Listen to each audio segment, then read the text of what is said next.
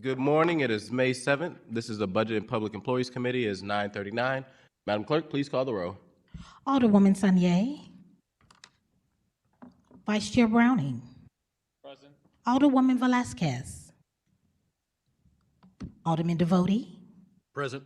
Chair Aldrich. Present. Alderwoman Sanier. Alderwoman Velasquez. 3 present. Thank you. With that, we have a call to roll. Next order of business will be item number 4, Board Bills for Review, which is Board Bill number 1, which is a FY27 budget fiscal year budget. We are holding that, and we are going to item number 6, which is committee discussion. Today, we will hear from the Building Division, followed by Corrections, a small little break in between, Civilian Oversight Board, and we'll wrap up the day with the License Collector. To get started, we have the Building Division here. So if they want to come on up, whoever is presenting the budget, state your name, your title, and if you have any members here with you from your team that you want to introduce, and then you can jump right on in. There's a little button to turn that mic on, and we're also pulling up the presentation. There we go. No. What about now? Yep, we can. Okay, Just make good to sure go. you speak into it. Okay, how's everyone doing today? Good. So I am Tim Jeffries. I'm the acting building commissioner for the city of St. Louis. And I did bring a little team with me today. I will introduce, we have Dylan Moser, he's the deputy building commissioner. Marcus Sanford, he's our accountant. And John McLaughlin, program manager 2 over vacant buildings, problem properties, and so forth. So I guess we'll get right into this. So if we can see the first slide.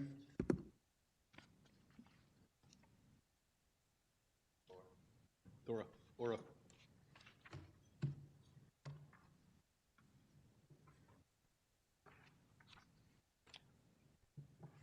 That's not the first one.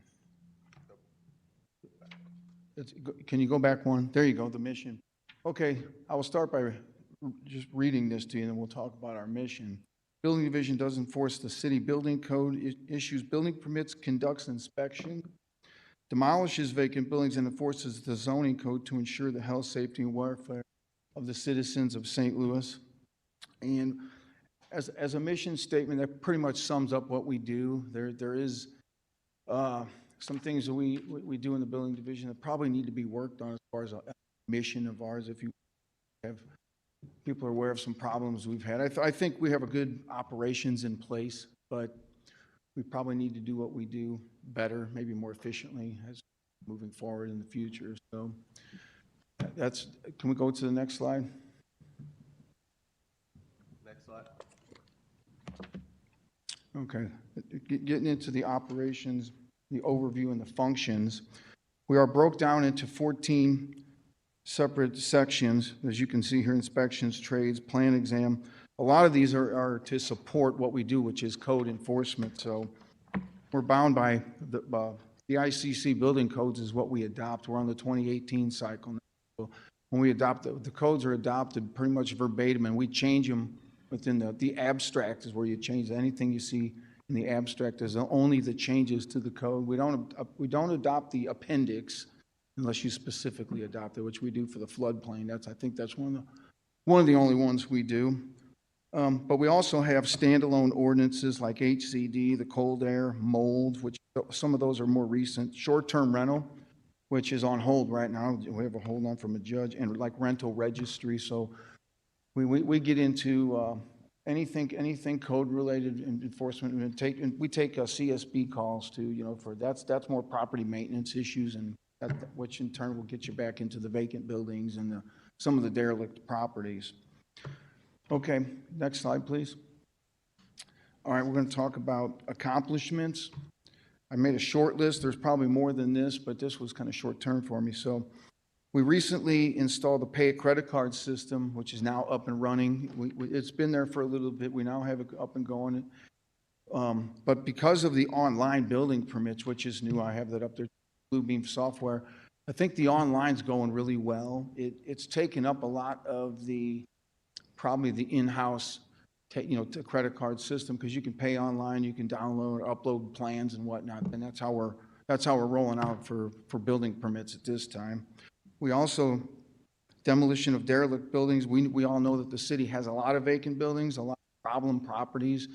We try to take as many down as we can. When they're LRA, it's easy to do. You know, that's just us doing it for us. When they're privately owned, we get into more legal things. We can do it, but it takes a little more time to get through that. Also, within demolitions, we did have money left over, which we transferred. That's wrong. 3.4 million. We had 3.9 million left in demo, so we sent 3.4 to the tornado zone and kept 500 back, and we're using some of that as we speak now on the south side. Also, we do pay for the illegal unsafe structure at the homeless encampment at 10th and Cass. That the homeless encampment seemed to be a problem for us at times, but that was an illegal structure there, so we had to pay to get that removed. Okay. You go to the next slide. I think I'm going to bring Dylan up here. Come on up, Dylan. All right, Mr. Moser is going to present this section. All right. And any individual just come up, just state first, last name, and just title within the department. Dylan Mosier, Deputy Building Commissioner, Building Division, Department of Public Safety. Thank you for having us. Nice to see you all. So right here, we're looking at actually just a portion of the Building Division budget. If you would, go ahead and next slide real fast and then give it. All right, so yeah. And why don't you bounce back if you would. So still big, still as complicated as ever. If we would go back one slide, I'm sorry. We had to break that apart into two separate slides. What you're looking at is a budget of approximately $32 million. It's spread out across 10 cost centers. The proposal will be for 217 FTE, though we currently have approximately 150 active employees. Despite a lot of variation that you're seeing across what was requested at the budget level and then is being proposed to you all, by and large, I'm actually going to kind of try to point out that this is not a major change year over year, what we're doing here. I'm going to highlight the very top fund and cost center, our 1,000 fund, some changes that you'll see there, as well as a couple things in the 1110 fund, 620002, and fund 1121 620007, which is on the next slide. But yeah, why don't you pop over next slide if you'd be so kind. So, and one more, I apologize. Again, big arduous budget that takes up 2 slides to show everything. So yeah, our 1,000 fund, you do see more than $1 million in deviation between what was requested and what is being proposed. I'll start by saying that despite the cut of more than $1 million, we will be able to make that budget work. You know, largely it's because of kind of chronic understaffing. We wind up with a budget surplus just due to like salaries. Some of the things that did wind up getting nixed, and I think we'll still be able to pay for through and whatnot, will be, with the new online building permit system, we did hold off on kind of doing major upgrades to hardware such as larger monitors, different types of, you know, equipment that our staff would use to review plans. We held off on that to see how they, you know, let them figure out what they think they need after they actually start actively using the thing. So we didn't just wind up investing in a bunch of stuff that people didn't wind up needing. There was talks of monitors that were this big and like this big, and you know, that was a speculation at the kind of administrator level, but staff actually didn't really want that type of stuff clouding up their cubicle. So we do have some money set aside for buying new equipment, but we sort of want to make sure that it's what the actual staff wants to do their job the best because they know how to do their job. Other things that were sort of sliced out, again, still think we'll be able to pay for them, is we did go through an RFP a few months back to acquire a third-party plan review service company. And we do have, well, we did have $100,000 set aside to fund the contract with that company. So we did select a company as Safe Built. So what I'm talking about here is actually a company that whenever we're down on staffing or if we have a major backlog in building permit applications, we'll actually be able to throw to this company to help us do our work. So it's kind of I think of it as staff augmentation. You all probably heard your constituents talk about how long it was taking to get a building permit. Probably particularly you were hearing it a lot around 2023, 2024. Just why is it taking 60 days to get a building permit? We were down on staff at the time. We're actually doing pretty good staff level wise, but this contract will help us make sure that in the event that we're hit with hard times, or if there happens to be a construction boom for whatever reason, we'll be able to manage the load of applications that come in without needing to just necessarily hire more employees, ask for more employees, or, and then be left with excess staff, whenever that sort of boom subsides or what have you. So we got that. We also have some software development things. We will be acquiring a software known as Beam that will be utilized by our Office of Building Performance. It's an office that measures and sets standards for greenhouse gas emissions, well, for utility usage in the name of reducing greenhouse gas emissions. But again, despite sort of the major cut from 12.2 million to 11.15, we do still think we're going to be able to, make things work. Next slide, if you would. And again, as I stated, largely what I've seen over the years is, it's a budget surplus due to understaffing.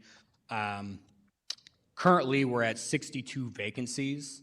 I think after close of business tomorrow, that becomes 63 vacancies. Half of that does come from our boots on the ground inspections workforce. So inspector 1, 2, and then the supervisor level. Being down 30 plus inspectors doesn't feel good. The vacancy rate is with the inspectors is on par with the amount of our workload or our staff that they make up. So, they make up about half of our staff. And so it makes sense that if we're down a significant number of vacancies, that it's about half of that, from that section. Next slide, if you would.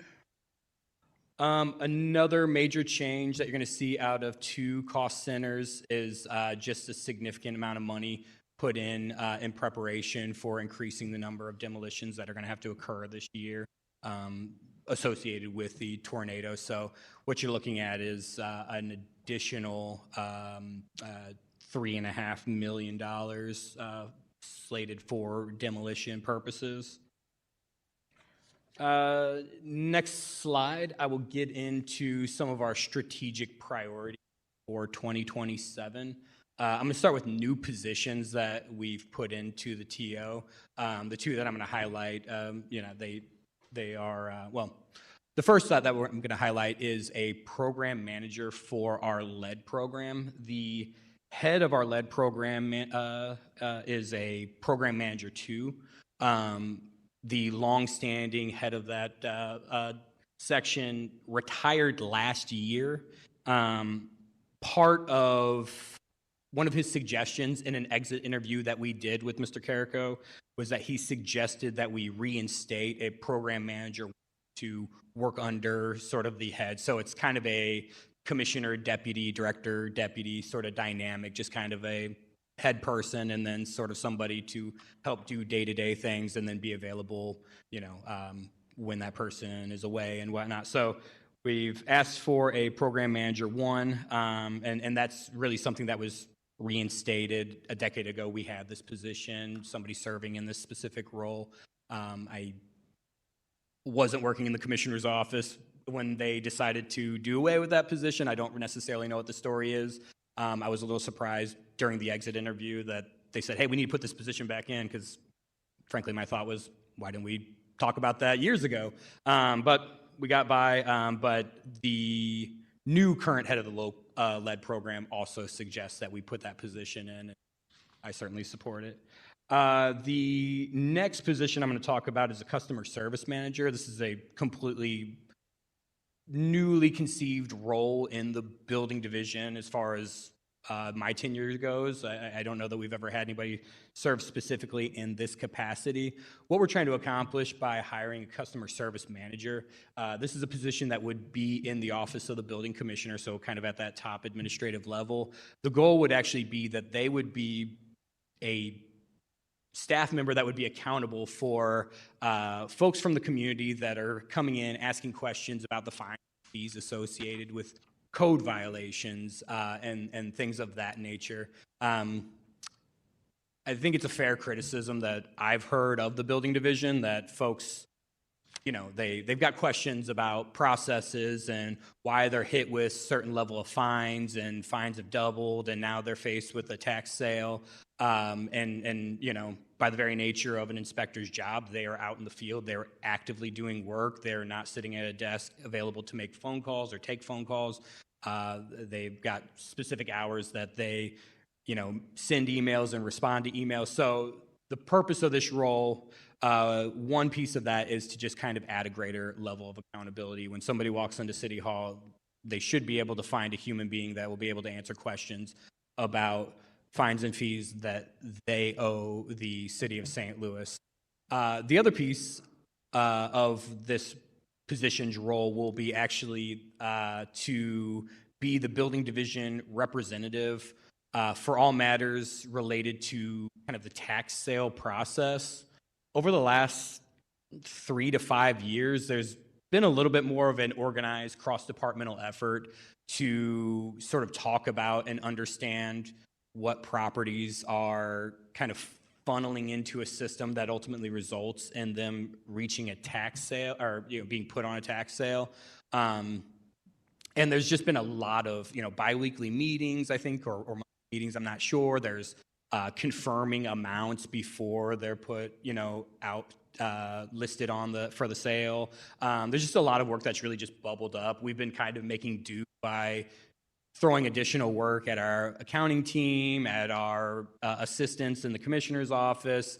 It's not been super sustainable because, you know, we really need one key person or, you know, team of people to sort of do this, and so that people in the community know who to talk to, other departments know who to talk to. There's been a lot over the years of shuffling between the building division, forestry, the collector of revenue, you know, and you know, as somebody who really thinks about the customer service aspect of what we do here in City Hall, I personally don't love, you know, sending people to another office, you know, and we're not able to abandon our posts, so we're sending them without kind of shepherding things. So just trying to have a kind of a better level of accountability so for those processes. And you know, it's growing more and more complicated, so I think it's high time that we have somebody whose sole focus is that.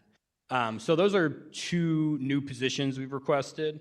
Next, I want to talk about, well, we've really touched on it, but you know, obviously another high priority this upcoming fiscal year will just be demolitions and repairs associated with tornado damage. So you see that there's a lot more money put in the budget for those purposes. Building division works with the recovery office to sort of make sure those things go as smoothly as they can. And I think it's hitting a place where hopefully that process should start moving, and we should see more of that. So, you know, we're trying to be prepared for that as well. The next item is the new zoning code. It's not so much impacting our fiscal year budget this year, but right now the planning department and the zoning office inside the building division is working with a consulting team to sort of develop what a new code might look like. And they'll be working on that through, I believe, most of this fiscal year. We haven't made any changes in preparation for what a new zoning code would look like, but this is actually just kind of a 1-year heads up that I do assume that whether we do fully have a new zoning code this time 1 year from today or not, we will be seeing the light at the end of the tunnel of, you know, implementing a new zoning code is my assumption. So more than likely it will affect our FY28 budget, and it is something that our staff is putting a lot of man hours in and thinking a lot about right here and now. So it's definitely a major priority for this upcoming fiscal year. Next slide, thank you. I talked about this a little bit, but after the start of the fiscal year, we'll have money to put towards a contract for a company known as SafeBuilt. It's that third-party plan review services company that I talked about. We've already been through the RFP process. They've already been selected. So after July 1, we'll kind of start entering into kind of a contract and getting that part finalized and implementing them into our workload. So that'll be a major priority and a big win. Another priority will be the rental registry as part of 71835.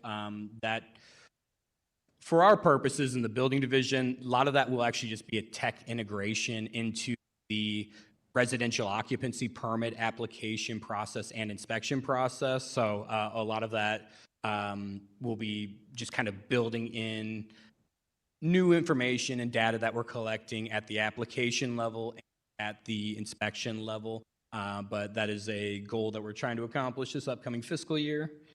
Another major strategic priority for the next year will be ceasing all operations inside the building division and City Hall's sort of legacy software system known as DataFlex. I don't know if you all work with DataFlex or not. Some departments do, some don't.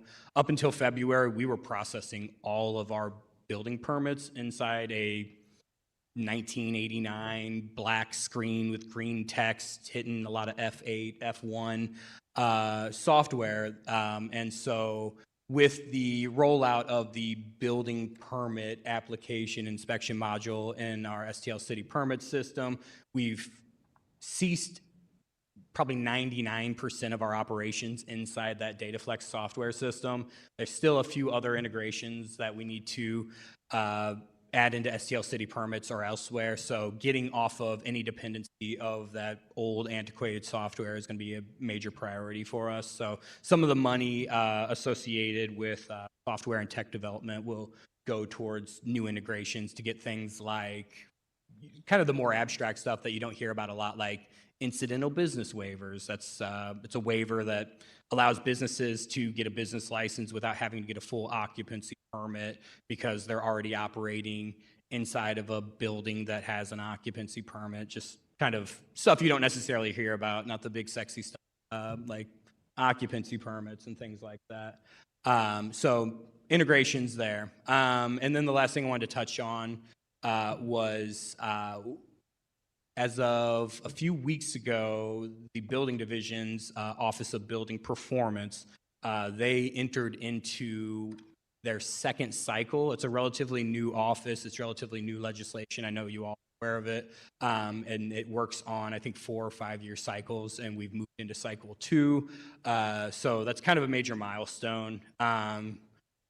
It's not directly related with the start of the next cycle, but it is high time that we start using Beam software, which is kind of the gold standard for other municipalities that have similar programs across the country. So, you know, we're just more in line, more in sync with the full ecosystem of this world. And that makes a lot of sense given that, you know, people who have large pieces of real estate, you know, multi-story buildings and things like that, they own buildings across, you know, multiple municipalities, all major cities in the country and whatnot. So it's nice that we'll be using what is great software that will integrate well with the ordinance and regulations that we enforce, but then also kind of consistency for those property owners is definitely a good thing.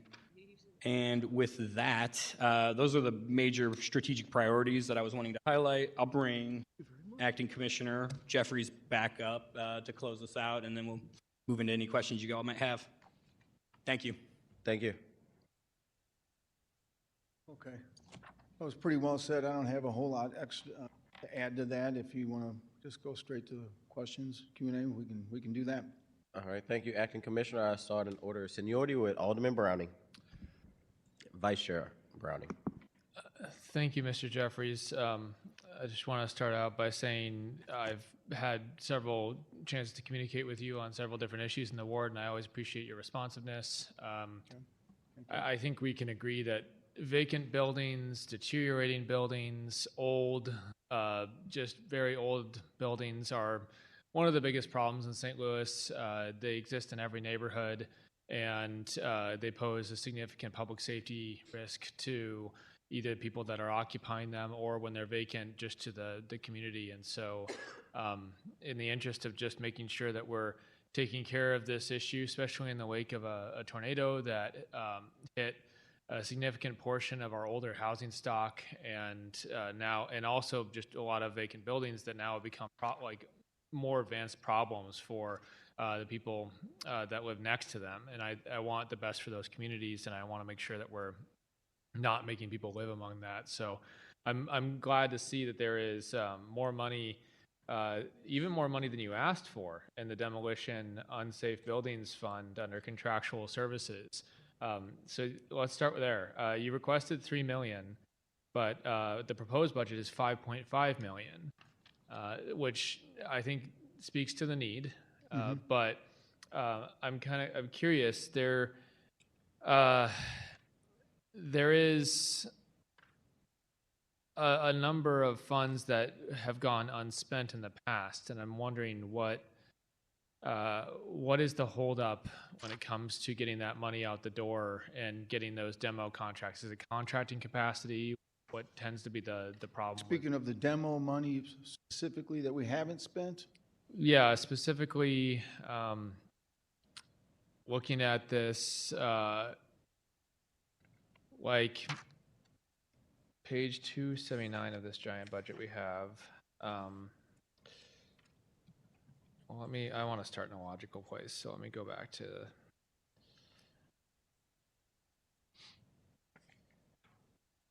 So what I'll approach this one question at a time. Do we anticipate that additional amount in that contractual and other services, this is 561502, demolition and unsafe buildings, that additional $2.5 million that you're getting beyond what you requested, that's in coordination, I'm guessing it's in coordination with the Office of Recovery, and is that for tornado damaged buildings? I'm going to assume so at this time. The mayor wanted money from the last account that we shifted money, and I was unaware that was going to be here. I'm kind of newer to the budget anyway, but when I saw that, speaking with Mr. Moser and everybody, I'm pretty sure that's where it's all going to end up. Commissioner, could you kind of like get a little bit more on the mic when you speak? Sorry. So I'm just curious because in the past we've seen a struggle with demolishing vacant buildings and elsewhere in the city, but now we have this emergency in North City. And do you think there's going to be additional capacity to continue to deliver demolition of unsafe buildings elsewhere in the city while we handle this emergency? Yeah, I think it could be business as usual. In the tornado zone, we're doing the condemnations and we're involved in the process, but we're not running the actual demo. So our demolition team, we have a supervisor and an actual demo inspector who kind of creates the packages and the bids and puts it out for bids and everything. And we're not involved with that. So whatever money they get, they'll have to just do whatever because there's different facets of the tornado zone. SB1s, that's a state bill one, and that's kind of hands off for us. So in the other neighborhoods, yeah, we're gonna just keep moving forward with whatever. I wasn't aware that this number was this large to begin with. So we do have a capacity to probably tear down more than we have been doing. Like I said, there's some sticking points at times within private property. LRA, no problem. If it's private, there's a different, if we condemn the building, and with the condemnation, they can appeal everything. And when we go to tear it down, if it's an emergency demolition, nothing they can do. Otherwise, they can get a TRO, temporary restraining order. But as far as the money side of it, if we have the money, we will move forward with whatever. And we get a lot of alderman requests and just CSBs in general from citizens. And Mr. Moser touched upon manpower. That does become an issue at times, just getting enough people to get eyes out there. Because we have so many things we do in the city. We do a lot, whereas in other jurisdictions, they kind of branch it out. They'll have residential, commercial, property maintenance. Our guys have a set area and they do everything within that area. So it's a volume, so manpower, it's always going to be a thing. But yes, we will continue to demo and And if it's, outside the tornado zone. if it's private property, you said there's a little bit of hang up, but unless it's an emergency, what happens in that case? Does that billed to the owner of the property, or is that just a? Yeah, with the 10% surcharge that will get billed. Believe it or not, when we tear them down, though, we've had requests that people want their building torn down. They want us to. I guess our bid somehow is cheaper than what they're getting, and so we'll do it. But there's the 10% that is a surcharge. We keep that money. That's for time and effort, I guess. So people that are wanting their building demolished, and you, It's rare, but it's happened. It's happened. for whatever reason, if someone wants the city to demolish their building for them, I hope that we can charge them the appropriate amount, and not be the cheapest bidder per se, because like. No, well, We have other things. it goes out to bid, and there's licensed contractors, D&L, list of names, whoever. Usually the lowest, it will be the lowest bid normally, I think, that we pick, but it depends. If everybody's busy and it's not the lowest bid and the other ones can't get to it, then yeah, we'll take what we have to take. And it depends on the condition of the building, and if it's a standalone building in North St. Louis, it's as much as if you got, housing right next door to us. Yeah, I understand, and that makes sense. It obviously, it's in the interest of public safety, and that's what that priority has to be. Moving on, did I hear that you have 62 vacancies right now, and you said most of that is an inspector 1, 2, or supervisor? Yeah, yes, sir. So looking at the staffing numbers, and maybe I'm just not looking in all the right places, but I was seeing that you have, for instance, last year under building inspector 1, you had 14 positions budgeted, 13 of them were occupied. This year requested 14.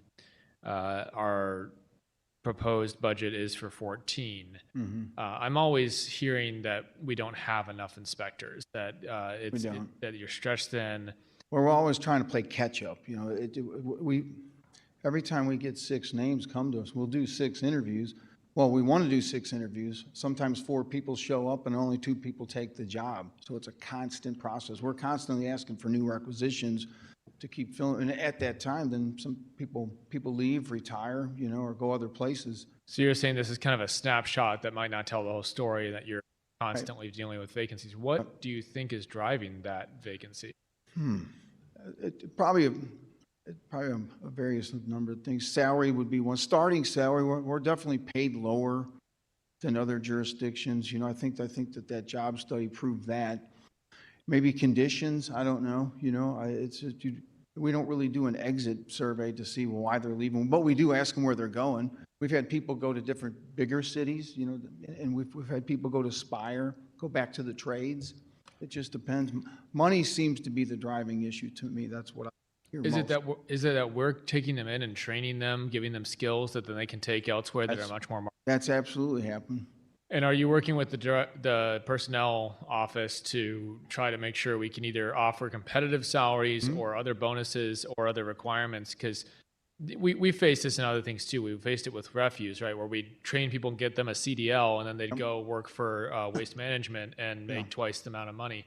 I'm not. Most saying a number places different, want but- some kind of construction and or code experience, and you're right. When they come to us, if they're a year in and somebody says, "Hey, come out here and we'll give you 10,000 more," then that's they've already broke the ice with us. So And so are you working with personnel to look at those salaries and figure out how we can retain more? Because it seems so wasteful to be training people and then facing the deficit of people.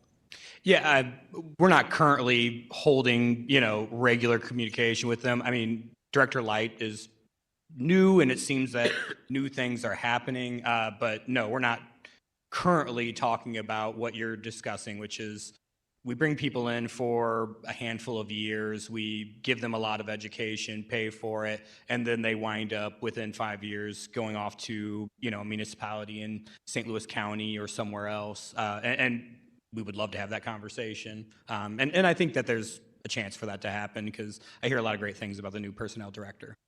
Yeah, I've had one meeting with him so far, and I think he's, you know, definitely willing to tackle some of these challenges. So I'd love to see that. If we have you in front of us next year, I'd like to hear the progress on that, because this is affecting our ability to make our city safe, right? I mean, I consider building division to be an integral part of public safety in our city.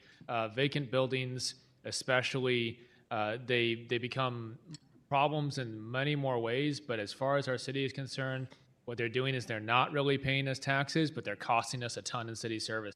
So it's just not something our city can afford to go unaddressed.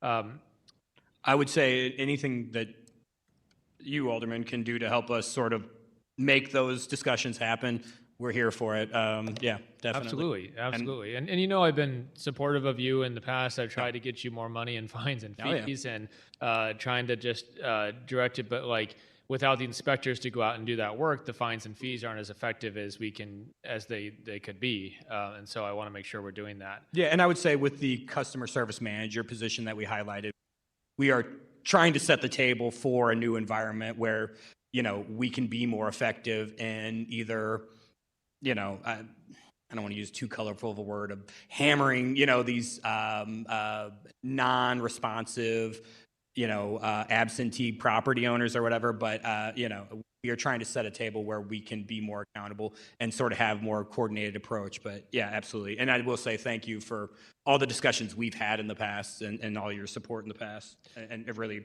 to all of you.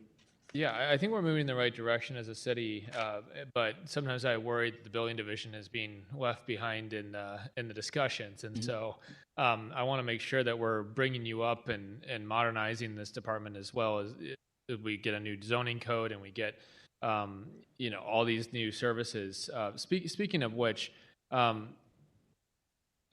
curious. You mentioned short-term rentals are on pause, but and I'm aware that's a court order. Assuming we're able to resume that or figure that out, what's your capacity to enforce that if we're already short in other areas? First, I want to go back to the demo money. Could you state your first and last name and position, sir? I'm sorry, John McLaughlin. I'm with the Building Division Special Projects Unit, the manager of that. And Yes, then and- lastly, if you could just kind of talk a little bit more into the mic. How's this? It's That's better. It's better. All Thank right. you, John. Yeah. I don't Usually I can talk without a mic and people can hear me halfway down the hall, so. So you asked about the monies that were in the demo budget that were left over.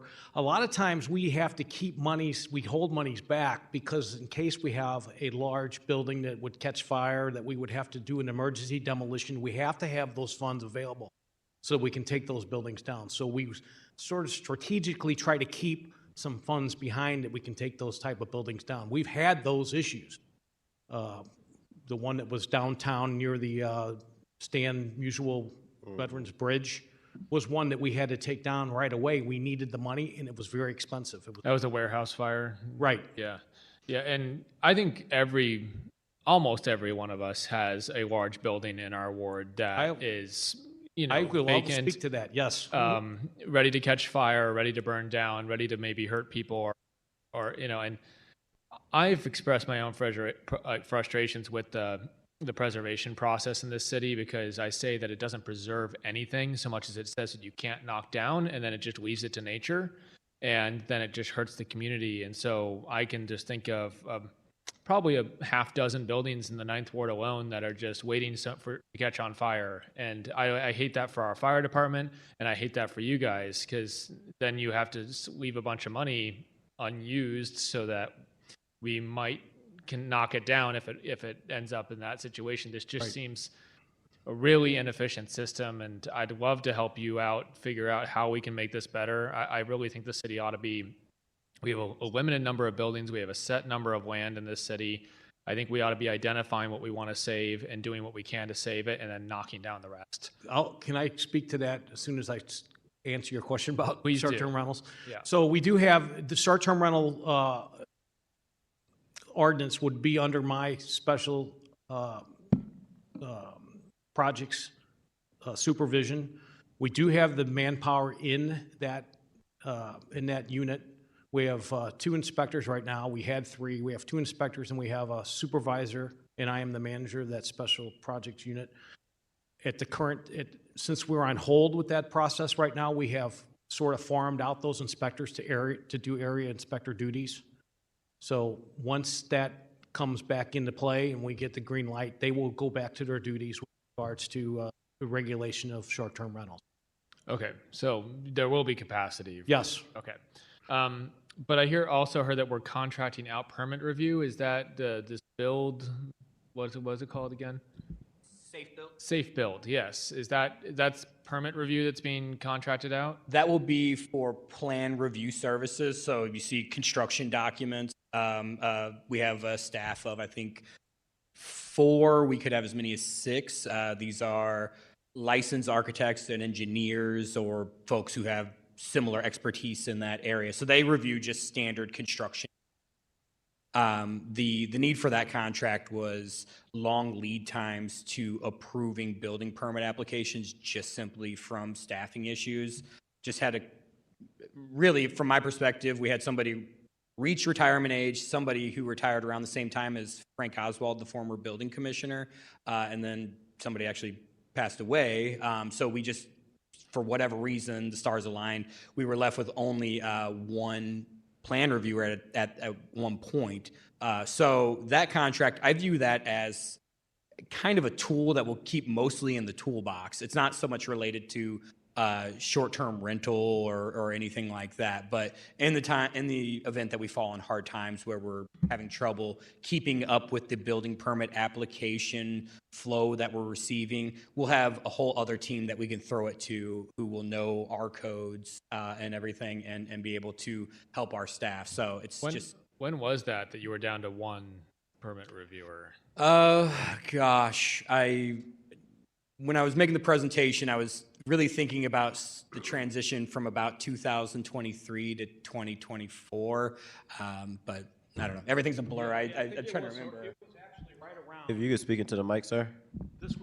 That was actually right around when former Commissioner Frank Oswald retired, and then former Commissioner Ed Werr came in. That's when we were hustling to try to find planning examiners. And I believe, and I'm going to try to summarize the best I can off memory here, but I believe there's been efforts at the state level to basically put in measures that say we have to approve permits within a certain amount of time or they'll be automatically approved. There was a statute right now trying to. Yeah, I'm concerned about that because it feels like we don't have the capacity to do things that quickly, I could see it going one of 2 ways. Either we just end up denying a bunch of things because we can't review them fast enough, or the time limit runs out and things get approved that maybe shouldn't have been approved. Are you concerned about that at all, that effort? And is there plans to address it if it goes into effect? Well, it's absolutely a concern, yes. Yeah, it's a big concern. We definitely have to make sure that we have the personnel, if indeed that passes, to deal with that. Yeah, and not to keep harping on the state again, but this is a trend with the state to give unfunded mandates. In my opinion, if they want us permits and approve them in a certain amount of time, then they should send us some inspectors and pay for them. But this state loves to tell us what they can do or what we have to do and then not fund it. So it feels like we're getting pressured from every certain angle on this. And to me, I don't want to see the building division put in that spot where either we're slowing down progress because we just can't keep up, or we are approving unsafe buildings to be built. Yeah, the contract that we're talking about with Safe Build is directly to address, that type of scenario. We have, in personnel directors past, petitioned them to increase sort of the minimum salary that we would hire what we call senior plan examiners. These are licensed architects and engineers who would work for the building division to approve or deny construction documents, building permits. We petitioned them to increase sort of the salary for that position. It was denied at the time. Would love to, bring that conversation back up, and consider it again, because, for a architect or engineer, it's really, really hard for the city to be competitive in the marketplace against the private sector as far as the job opportunities that they would have. I can appreciate that, and I hope that we can get there. As far as the rental registry goes, this is a program that was passed a couple years ago, I think, and Alderwoman Saunier championed that, and I'm sure she'll ask about it too. But where are we in getting that on the books and rolling? Would you like me? Well, so right now we're awaiting a decision from the city councilor's office with regards to the judge's order to move forward. And in my, You're thinking of short-term. oh yeah, That's short-term not rental. rental registry. I'm sorry. No, Yeah, fine. rental registry is a different thing. Yeah. No, from a, nuts and bolts sort of process perspective for us in the building division trying to regulate this thing, it's going to require sort of tech integrations. It's going to require us to gather new information at the application level. So just for example, right now when somebody applies for residential occupancy permit, we don't ask the question, is this property going to be occupied by an owner occupant or a tenant? So just simply adding that question into the process will one of the things that we integrate into that. I believe that there will be some integrations as far as data collected at the inspection level. So right now our timeline is really to address that. We're kind of just in the back end of the building permits going online. And so that is one of the sort of next things that we might kind of push in tandem is the rental registry. But yeah, we're definitely looking forward to it. And it'll add great context for us at the staff level when we're looking at properties that have code violations, just to know whether there's a renter in there or whether that's an owner occupant or what have you. Yeah, I think that's part of the problem we have too, is just all these buildings that are owned by LLCs, and we can't figure out who exactly is behind them, and yet they're some of the most serial offenders when it comes to building condition and how they treat their tenants. And so I get why someone might use an LLC structure to own a property, but we shouldn't have that prevent us from identifying the owner and holding them accountable. Yeah, and having a point of contact, which is a critical piece of the legislation, will be excellent as well, and requiring them to be, relatively local and able to respond within, I believe, 1 hour is the requirement. So yeah, it's high priority. It's reaching the front burner as we speak. Okay, all right. Did you have something else? Yeah, I wanted, so that also folds into, because you mentioned a couple things early on. You said over and over again, vacant buildings. Yeah. Okay. From the building division's perspective, we look at that as a way to solve that is strategic code enforcement. Okay, so we want dedicated resources to address vacant buildings, to address chronic landlords, to address people who own properties that aren't moving forward with development or with our code-related issues. So with regards to that strategic code enforcement, first thing we need to do is we have to make sure that our frontline people are in place. Our inspectors, our frontline inspectors have to be in place. Those are the eyes and ears, those are the people who are doing most of the work in the community. Now, if we're going to look at it from a strategic code perspective, the idea that we've been bouncing around is to bring in specialized or other inspectors to look at those properties. And I'm going to give you an analogy. So you go to the doctor, you go to your primary care physician, and your doctor gives you an exam, looks you over, gives you, treats you for certain ailments. But when the doctor finds that you have a specific ailment or problem, he then sends you to a specialist.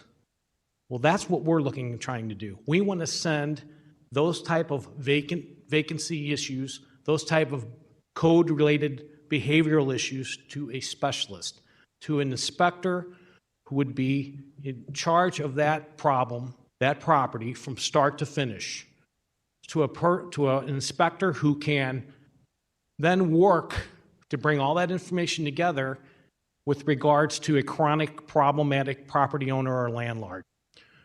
Let's face it, the area inspectors, the building inspector ones, the ones that go into the community, they do a really good job, but they're reactive. They react. They can't be proactive. We're looking at these specialists to be proactive. We're looking at these specialists to take on these type of projects, and then that takes it off the plate of that area inspector and then allows that area inspector to be more proactive.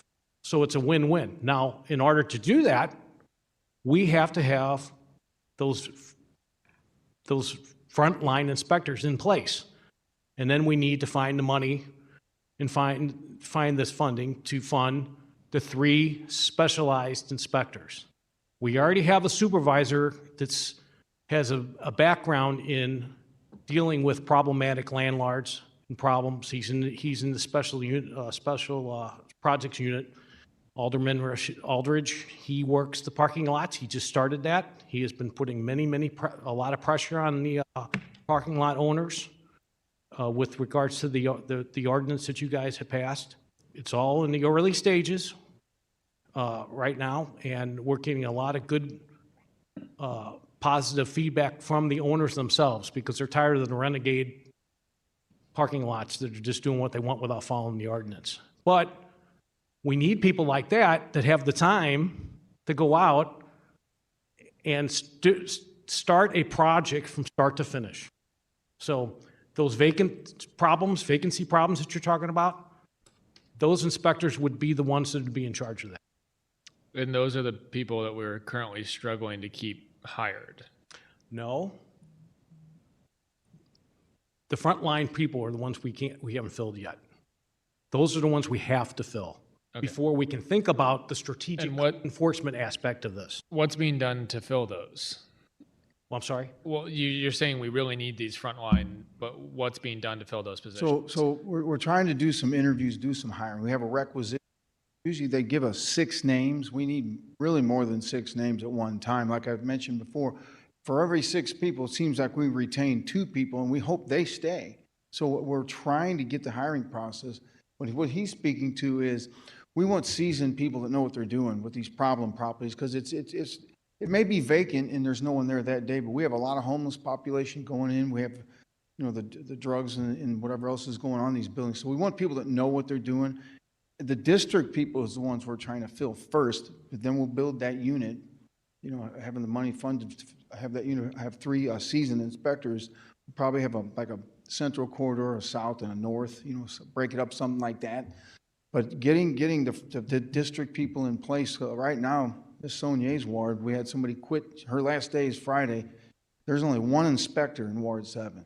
That's a busy ward. So you have that guy's got it. He's fairly new. He's probably been here, I don't even think he's been here a year, maybe a year. I don't know. I have to check with him. So that's our problem. You know what I mean? So what he has to do is the residential, occupancies, any other occupancies, he's got to do this stuff to happen when you have to go meet with people. So the ES and some of this vacant stuff, it just sits there because he doesn't have time. He's got to build a schedule to figure out where he's going, who he's meeting with. So it comes down to hiring people and keeping people. That's really what it is. Hiring and retention, I'm sure you hear it from everybody else, but we're no different than that. So once we get the district inspectors in place, then we'll pick people out that want to do this, because you want somebody that wants to do that. That's obvious. And when I met with Director White, I asked him about the hiring timeline, because we hear that St. Louis is notoriously slow at hiring to the point where we make an offer and they already found a job months ago. We've seen that. And Absolutely. he indicated that we've basically cut the time in half recently, and we're still reducing that time. So we're making a lot of progress there. I come back to just saying that I think that it would behoove the building division to work closely with personnel to fill these positions. I understand that we want experienced people, but the only way we're going to get experienced people is if we get young people in there and get them the experience. Yeah. At this point, warm bodies would be a nice change from vacant positions. But changing lanes here, the lead remediation fund.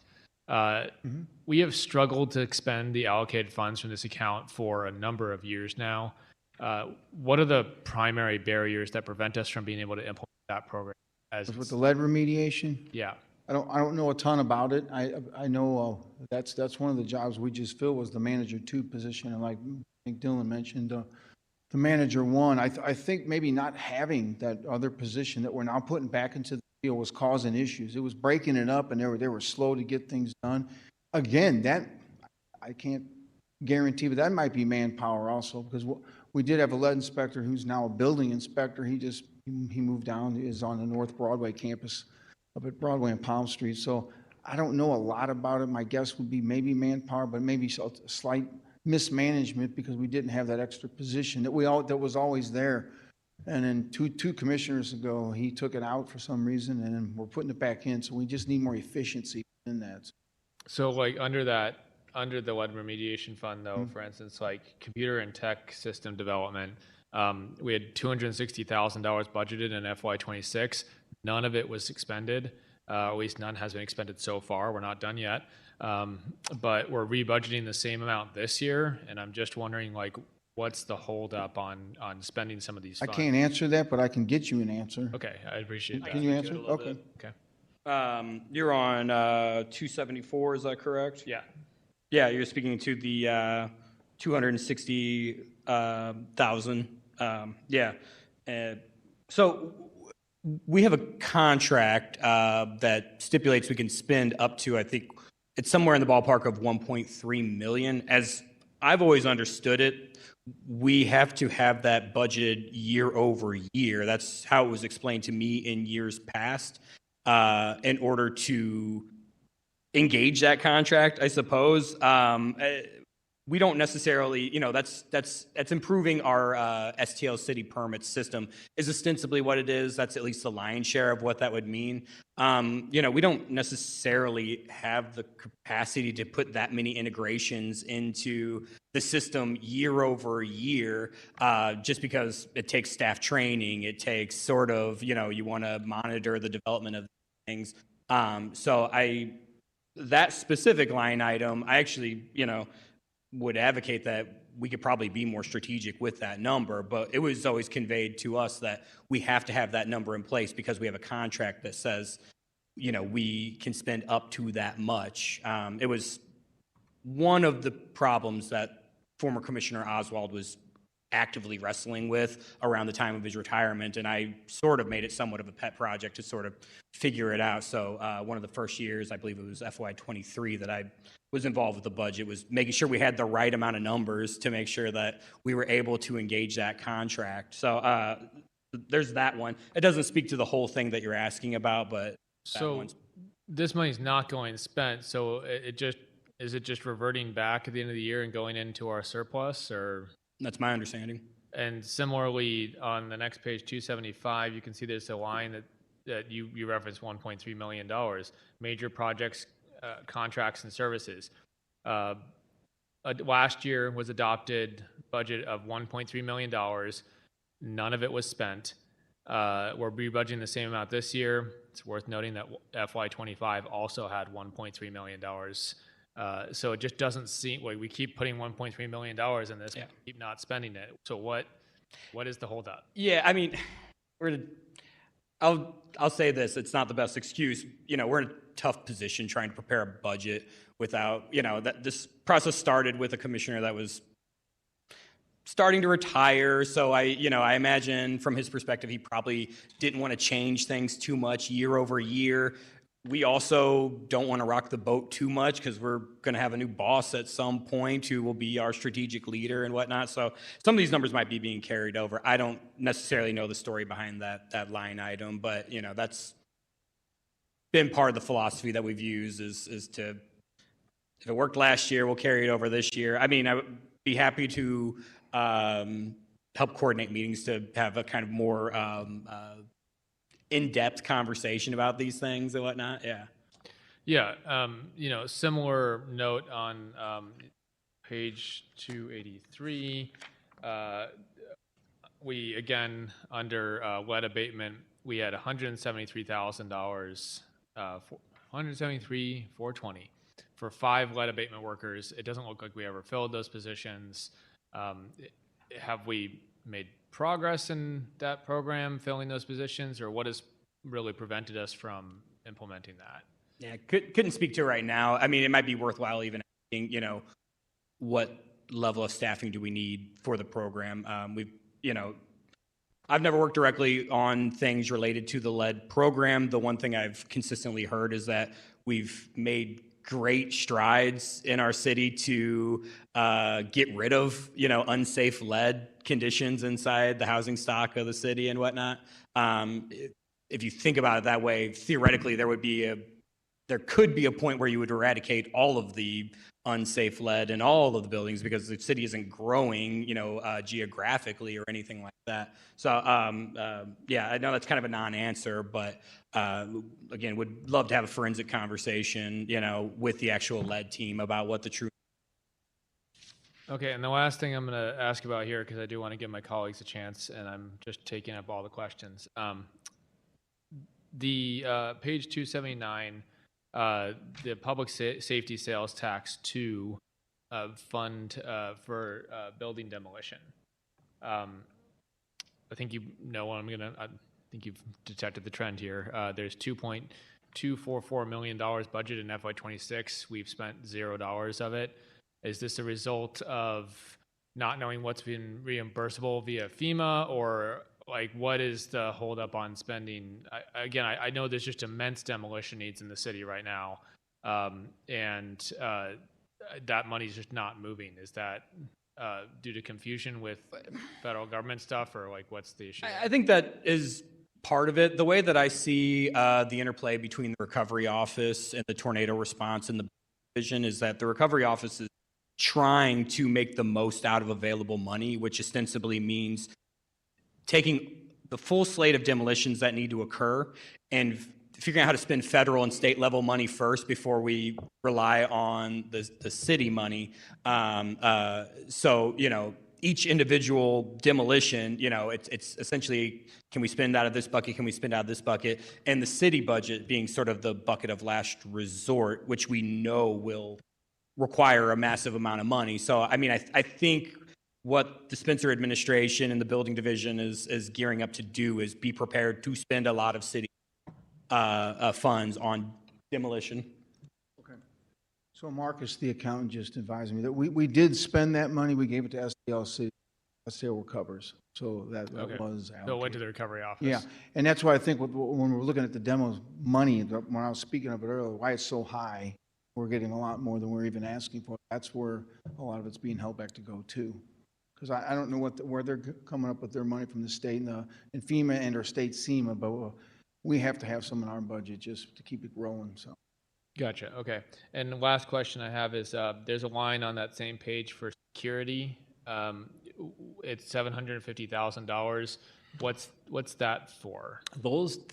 That money is there for those types of properties like the Railway Exchange Building, which has been in the news quite a bit, and we have to have employee security to make sure that that building is secured, and squatters and urban explorers and scrappers don't get inside and cause a catastrophe with a fire in it. So we do. Are we spending $750 on just that, or is that? No, it includes not just that, but I mean, as you said, there's a building like that in nearly every ward. That is probably our the first time we've did it, and we know that done right, it works. And if I had the ability to put $10 million into that account, I would, because then I would be addressing all of those buildings with security. Boots on the ground work, and it costs money to do it. I imagine it does cost a lot, and this is where I come back to talking about how vacant buildings cost us so much money in services. But I'm curious about the comment you just made. When it's done right, it works, because I keep seeing the people are in the Railway Exchange Building. They keep finding people on the roof. They keep seeing people inside of it. Well, no buildings in my ward which are active drug dens, despite being secured. And look, I get it. The board up crew, I argue they should call themselves Sisyphus, right? Because it's like the task they do, they board up a building, the boards get ripped off, and it's the same thing again next week. And I feel for them. I'd rather just tear down some of these buildings that we can't secure. But the railway exchange is one want to tear down. So when you say when we do it right, it works, what are you imagining, and what do you imagine that costs? Well, I can tell you why it works. So in a year and a half that I had the supervision of the Railway Exchange building, we did not have a breach. In 1 year and a half, we had 0 breaches. We transferred our responsibility over to another agency. They hired another security company, and they had breaches. I took it back over yesterday. I can guarantee you that I'm going to do everything that I can to make sure that we go back to the old ways of making sure there aren't any breaches. When I say done right, that means making sure that your security company expects what you expect of them, giving them expectations that they can meet, supervising them, making sure that you go down there and check on that building and making sure that they're doing the job they're supposed to be doing. That's what I did, and that's what I started yesterday, and I'm sure you're going to see a more positive outcome in the future there. Well, thank you, John. I look forward to that, and I really appreciate you all taking the time today. Alderwoman Sanya. Thank you, Chairman. I usually start off by giving a lot of gratitude, and hopefully you all know as a building division, I'm really grateful for you, really responsive. We had a shooting in the building. You guys came out at night, but I'm going to be really quick because we got 15 minutes left and 4 people left to still ask questions. I'm just going to get straight to it. To that, do you guys have a little bit of more time to stay around? And I'm going to talk with corrections to see. I know we have a break in there that was meant, but we may need to expand some time. Yeah, time.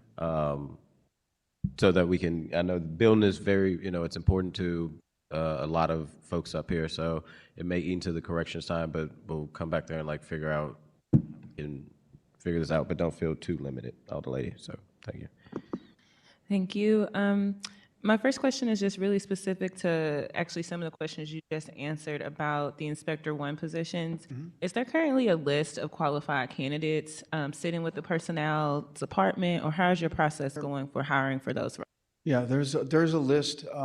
We just put another requisition in maybe about a week ago, but I haven't seen any names yet. There isn't a hiring list because there's one gentleman from the street department. He's it might be a street inspector, but he wants to come over to us, and he couldn't do a lateral, so we had to tell him to apply just like everybody else. And he called me already. He's on the list. He's waiting, but he hasn't received anything. So we're waiting to get personnel in line to give us the names, and I'm assuming they're going to give us 6 names as usual.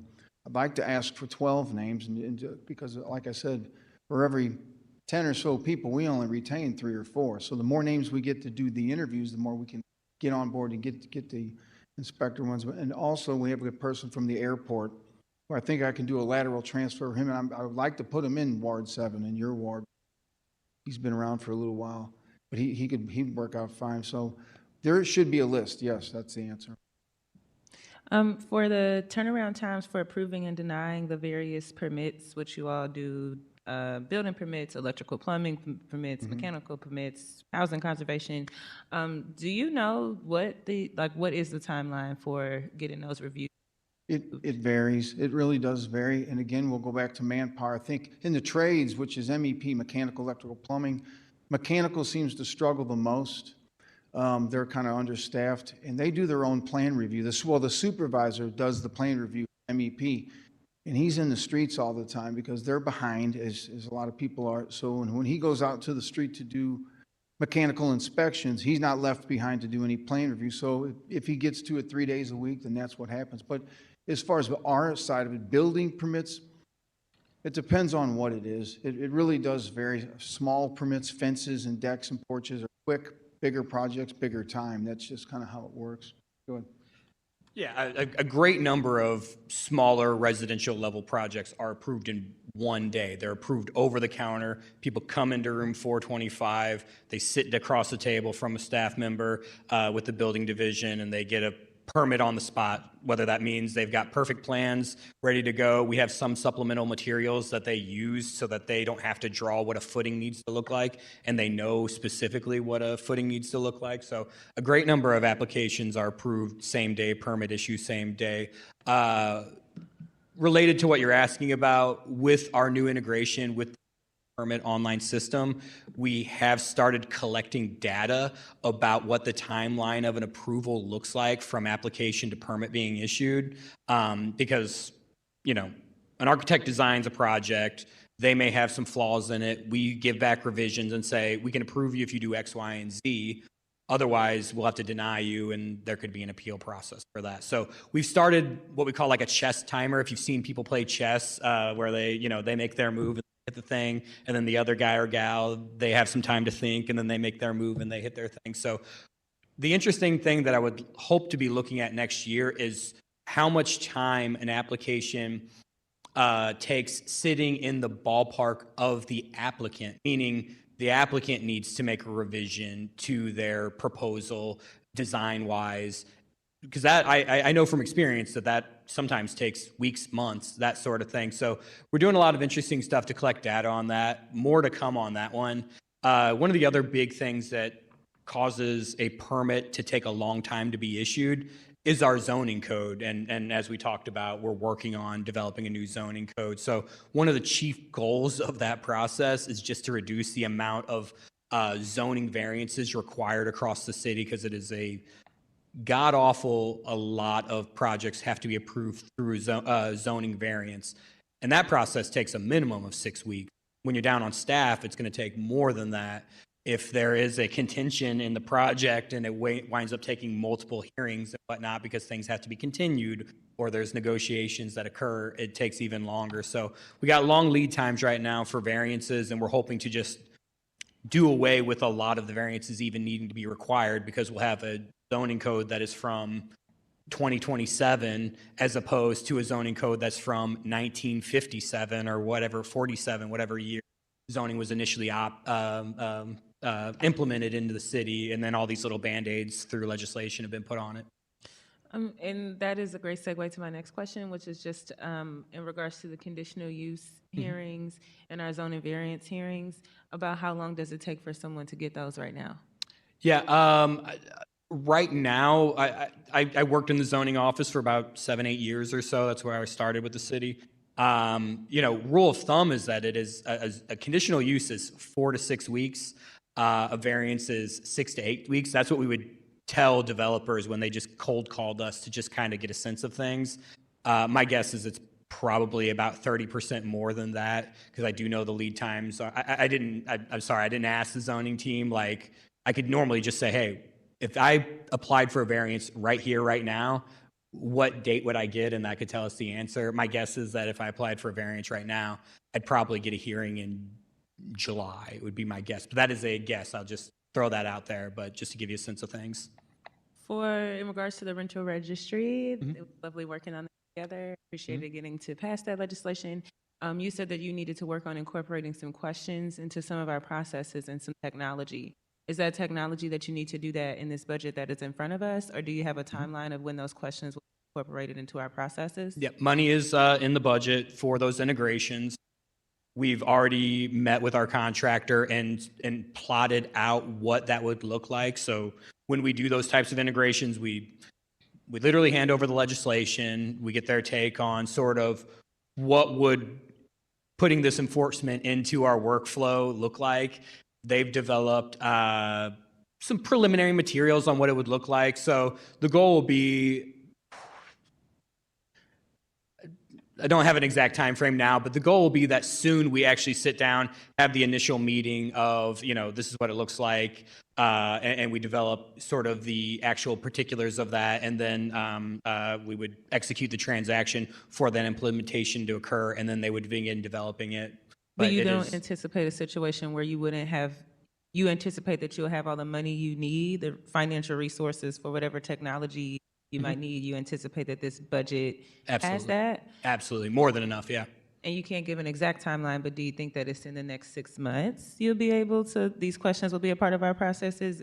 That definitely before you're in front of us for next year budget again? It's a goal for FY '27, I'll say that. I apologize that we don't have like a day one start time here and now, but yeah, it is one of our next highest priorities. I know it's a major priority for you. And I believe, doesn't the ordinance say that the building division is obligated to have that implemented within a certain time frame? And I know that's coming up. Yeah, I mean, it does, but I mean, I want to be honest, we know that there was a tornado, right? So Yeah. I'm not at all expecting that the timeline that we discussed when we were working on legislation and putting those things in place, I was clear that there were some other needs that need to be in place. And even as the champion of that legislation, we intentionally paused because you guys had a lot more of a workload for the tornado. So I'm not necessarily upset about any original timelines. We can't predict natural disasters, but I do want to make sure that we get back to it, because I do think a lot of the issues we're having ongoing, that if we could get that going, addressed, and I think it would even be helpful in the tornado impacted areas, because a lot of the issues, as you know, as the building division that we're running into is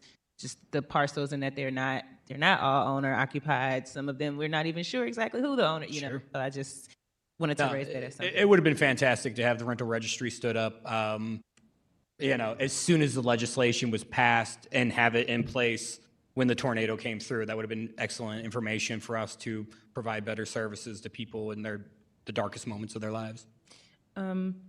My next question is just definitely around like vacancy. Have you had a chance, or has the building division had a chance to read through the vacancy collaborative report that came out? When did that report come out? I believe I did thumb through that. It's been a little bit, right? Yeah, actually, this time last year, I think I was sitting in a room on this exact date, and they were kind of revealing their findings, and probably published it a few months after that. So if it was in May, maybe by August, it was published. Yeah, I think that was. I do think I personally looked through that. I couldn't take a pop quiz on it right now, but yeah, I do recall that. One of the things that they talk about a lot in the report, and that I know even my colleagues, they did a series of bills around Prop V to kind of update some of our vacancy processes, but in alignment with what Mr. McLaughlin mentioned, and I know I've had conversations with you all about kind of this strategic code enforcement component of it. Not you all needing reminders, but we have 24,000 vacant properties in our city, just about. That's in that vacancy collaborative report. It says that probably about 3,500 individuals are impacted daily by some sort of issue related to vacancy. And it also estimates that we spend and end up spending about $21 million annually as a city addressing vacancy problems. And so a lot of the times that cost is because of things we are not doing on the front end. So then we end up having to be reactive and do things on the back end. I've been able to contact you all, and you've been very helpful on the back end, but the goal with strategic enforcement is that you would have a set of inspectors, whereas right now, like the one that I have in my ward, he's responsible for the entire code. Anything that is wrong, every single issue. I try to be very cautious of like what I'm putting on the page, but the idea with strategic code enforcement is that there are inspectors that are specifically focused on vacant, nuisance, and problem property parcels. So they will not be responsible for the entire code. They are sorely focused on that. And there are many instances that I've seen as an alder or, just in several capacities where if we would have had those inspectors that could be constantly giving citations, that could be constantly doing the work to uplift that, even to a judicial process, I think it would be a huge benefit to our city. I don't see that in the budget today. I do see that it is, I see the ask for just inspectors in general, level 1, but nothing specifically for strategic code enforcement. So my question around that is, do you feel like it would be beneficial to perhaps have some inspectors who are specifically enforcing things around nuisance and problem properties and vacant properties? 100%. I'm all for that. Yes, I think that it's sorely needed. I think we put Band-Aids on big problems, and all it is a reaction. We need something that we can use, that we can move forward with code enforcement and then partner with development. That is what keeps buildings moving, development as well. We can work on our code enforcement portion of it, and we can, if we have those three dedicated inspectors to deal specifically with that, that also gives your area inspectors the ability to be proactive in your communities. So it's twofold. So I want to say also, I agree with John. Yes, we definitely want dedicated inspectors for that. not only will they address vacancy and, you know, the nuisance properties, it'll lighten the load from the district people who are out there. So collectively, you know, as a building division, hopefully we get everything caught up. But I will say right now, we've had it for a while, a long time. We do have a vacant building registry. It's a list of just vacant buildings. And, you know, there's an ordinance out there, as soon as it's vacant for 6 months, it can be added to the list. It has to be residential. It can be residential or attached to commercial, but you have to have some residential units in it. And that, they come up every 6 months. So every 6 months, it comes up for another fee letter. We send the fee, you know, we do our thing. So that is up and going. And the IT built it into our system to where if you're out there and you're doing what we call an ES letter, which is existing structure, we don't have to do 2 letters to speed up the process. We can just link it to a vacant building, and it'll pump out a vacant building letter at the same time. We're kind of getting a 2-for-1 there. So, but we do have a list of those, and so that's really already up and going. So that's what if we get that unit going with the 3 people, that'll be the crux of what they're doing, along with nuisance properties, and they'll see those to the end of, you know, till they're demolished or whatever, you know, so. And we'll be able to then partner with those groups like the Peter Hoffmans of the world and help us move that forward. So it's not just citing it, it's also looking at the development part of it as Right. well. That's how you solve it. Yeah, and the goal of the strategic code enforcement is they would be in charge of just following up matters. Right. 'Cause, Well, yeah, we don't want to take properties and then let them sit, Right, because we're not gonna solve anything like that. right. We gotta work together to try to come up with some type of development on it. Understood. And Mr. McLaughlin or Mr. Jeffries, do you, if we were to, I'm very interested in these, you know, maybe a few positions to specifically focus on strategic code enforcement within your division. I definitely want to ask you though, how do you think that would impact the other inspectors that you have on staff? Oh, well, yeah, like I mentioned there, it's a big part of what we do, and it depends on the neighborhood. It's going to vary from ward to ward, you know, but the wards that are impacted with a lot of vacancy, then it'll free up those other inspectors to, you know, do everything that is they do on a regular, you know, basis day to day. So the day-to-day operations will be more efficient too, with taking some of that off their plate. Because like I mentioned, a lot of other communities and even other cities throughout the, you know, United States, we do everything. That one inspector you have in your ward, Yes. he does everything, commercial, residential, demolitions, vacants, all of it. So it's a lot, but that's how we roll with it. So part of the duties of the area inspector is to be in the area, to look at what's going on in the area. So if we take these responsibilities that we're talking about off of their plate, again, we talked about being more proactive, making sure that they're riding their area and seeing things, putting eyes on things, that's important. Documenting things, that's important. Those are things that one inspector in your ward, I'm sorry, Right. it's not going to be Human successful. capacity. Right, it's impossible. This is my last question. It is just about, I don't see anywhere in a budget or in a presentation, anything in reference to mold. And I know that mold is something that comes up quite a bit in our city. So my last question is really, is mold something that the building division is having conversations with the health department about? Because it is a very serious issue in the city. Yeah, there is a mold ordinance, and they did give us the enforcement part of it. The health department's involved in it. We really can't cite for actual mold because the ordinance states you have to prove it's mold. We don't test, you know, that would have to be sent to some lab to be tested, but we can cite for the source of the mold, water and things.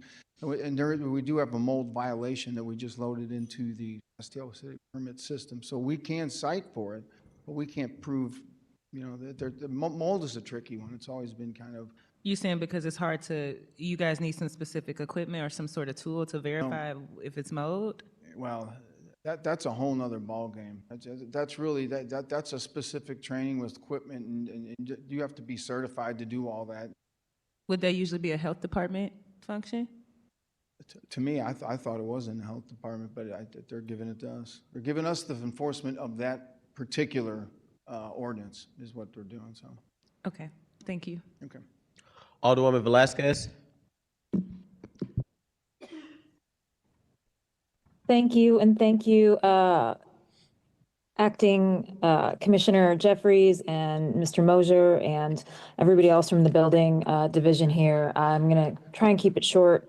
I know that you all have a lot of work to do, and I'm grateful for the work that you do. I know that I've called for some sort of emergency building inspections, and you all have been out there very quickly, so I definitely appreciate that. My questions are really, I think, pertaining to vacancy, and we've had some of these conversations, as you know, Prop V passed, and then myself, Alderman Browning, and Alderman Boyd and I filed, and the board pretty much unanimously passed a slate of bills related to vacancy, and part of that into increasing the fines and fees for various violations and also illegal demos. And in that bill, we had some positions specifically for that. One was, I think, a building inspector 2 in your division, and then one is an attorney in the city councilor's office. And I know that when I've spoken, the office manager is part of it. And back to Mr. McLaughlin's comments, I mean, I'm just going to be honest here. It seems like we can legislate all we want, but if we can't implement it, it doesn't, you know, we're stuck, right? And I feel like we're in this gap. So, you know, with the fees specifically, I think as Alderman Senier mentioned, they've estimated there's something like $20 million in unpaid fines and fees. So certainly if we focused on getting some of this, there's a return on our efforts and probably more to help build capacity. But wanted to talk specifically about how those positions are getting filled and how they're getting prioritized. And again, back to the strategic code enforcement and just, you know, we need the people on the ground to make sure that we're following the new laws that we set. But that also, some of this does bring a monetary return to us, which would make it easier for us to pay for some of these things. So that's what I'd like to hear from you all about. Okay, are you speaking to how we're going to fill the positions? I mean, I have to look into that. That's in the budget for this year? You're telling It should have been. It wasn't filled last year. The law, we pushed it out to start the start date in September. And obviously this was before the tornado, but for those positions to get set, and I know you're not the city councilor's office. It's my understanding that position hasn't been filled in the city councilor's office, right? So the whole part of really having a dedicated team to look at picking up those fines and fees and enforcing them and getting them back, which would actually, you know, I don't know if we're going to get all $20 million, but surely a few hundred, some money back that would pay for those positions would seem to, you know, help with this capacity issue. So yes, my question specifically is about the building, that position and how that's working with the legal component. I know that the office manager was something that wasn't part of that set of ordinances, but it sounds like it's actually key to making it work. And I feel like we're all kind of talking about the same thing. It's that we need more people. We can't keep the people. We're not paying them enough. And if we don't do that, we're not able to enforce. And also we're not able to collect those fees, which cut down on our revenue, which limits our ability to hire more people and or raise their salaries. Yeah, I think you touched on this. Yeah, the customer service manager position proposed would be a key part of that process to be able to help manage all of these additional fines and fees being issued, as well as the response from the property owners that finally, in many cases, finally come out of the woodworks whenever they finally get hit with a big enough bill for neglect on their property. I don't think any of the three of us can completely speak to why those new fines and fees haven't been implemented yet. I know since Commissioner Ware has retired, I've spoken with the mayor's office about kind of coming up with a plan to implement that process. So we do have an eye towards that. So I've had a conversation specifically with someone you all know, Caitlin Smith, who formerly worked under Alderman Browning about it. So right now, I think the plan is to sort of come up with a real strategy because it is going to be a big change of things. I know you want to, maybe try to slow roll it and even maybe find a couple properties, kind of see how it plays out. And I totally agree with that position. So it's going to be a priority of ours, and we hope that it's a priority of the next building commissioner. But yeah, we do plan to implement those fines and fees. So Alderwoman, I want to agree with you. Strategic code enforcement is a very, very important tool that we have underutilized, and we need to follow that path more. I think that what we talked about today is a good plan. I think that we have processes in place that would dovetail into that right away. We would see an immediate action if we started doing those things, if we had the personnel to do it, and I think that's what we're headed in that direction. So we could do a lot better job with regards to strategic code enforcement. I think that our internal talking with you guys, I think that we are on the right track. We have the laws in place. It's not going to be something we have to wait on other than personnel, and it would be very successful. Thank you, Mr. Sergeant McLaughlin, and I appreciate all the work that you do too. I didn't mention your name at the beginning, and I'm happy to not slow roll it. I've got a list of properties that I could give you in my ward. I think that the city's been slow rolled for a while, and those residents who live on those blocks where there is vacancy and they have those derelict absentee landlords are ready to move on things as fast as they can. And I would just say I think what you're hearing, but from my perspective, the building division is critical in almost everything that we do. I mean, for all of us on the alderman side, and certainly for the residents. And so, I think to Alderwoman Sanye's point, ways that we can figure out how to support you with the budget and with person power is important because, again, we can create new ordinances, but it doesn't really matter unless we can get them enforced. And so just trying to think about ways that we could get some of that money back. And I know that, again, back to the vacancy issue, I mean, they were able in an ad hoc way to collect $200,000 of that 20-something million dollars. So, thinking about, there is a way to kind of help us pay for it, if we do it, but that requires commitment and strategy and also, juggling all the pieces that you all are. So that's all I'm going to ask today. I appreciate all your time and work and all the responsiveness to my calls and to my residents' concerns. So thank you. Alderman Devotie? Yes, thank you all. It's been an enlightening morning, and I appreciate your the information that you've provided to us. At this point, I'm just going to ask a handful of follow-up questions. Okay. Both of which, or at least the first couple, start with how. We've talked about personnel issues, both with respect to frontline inspectors as well as the 3 specialists. I think the information you provided was fascinating. I guess my question would be how?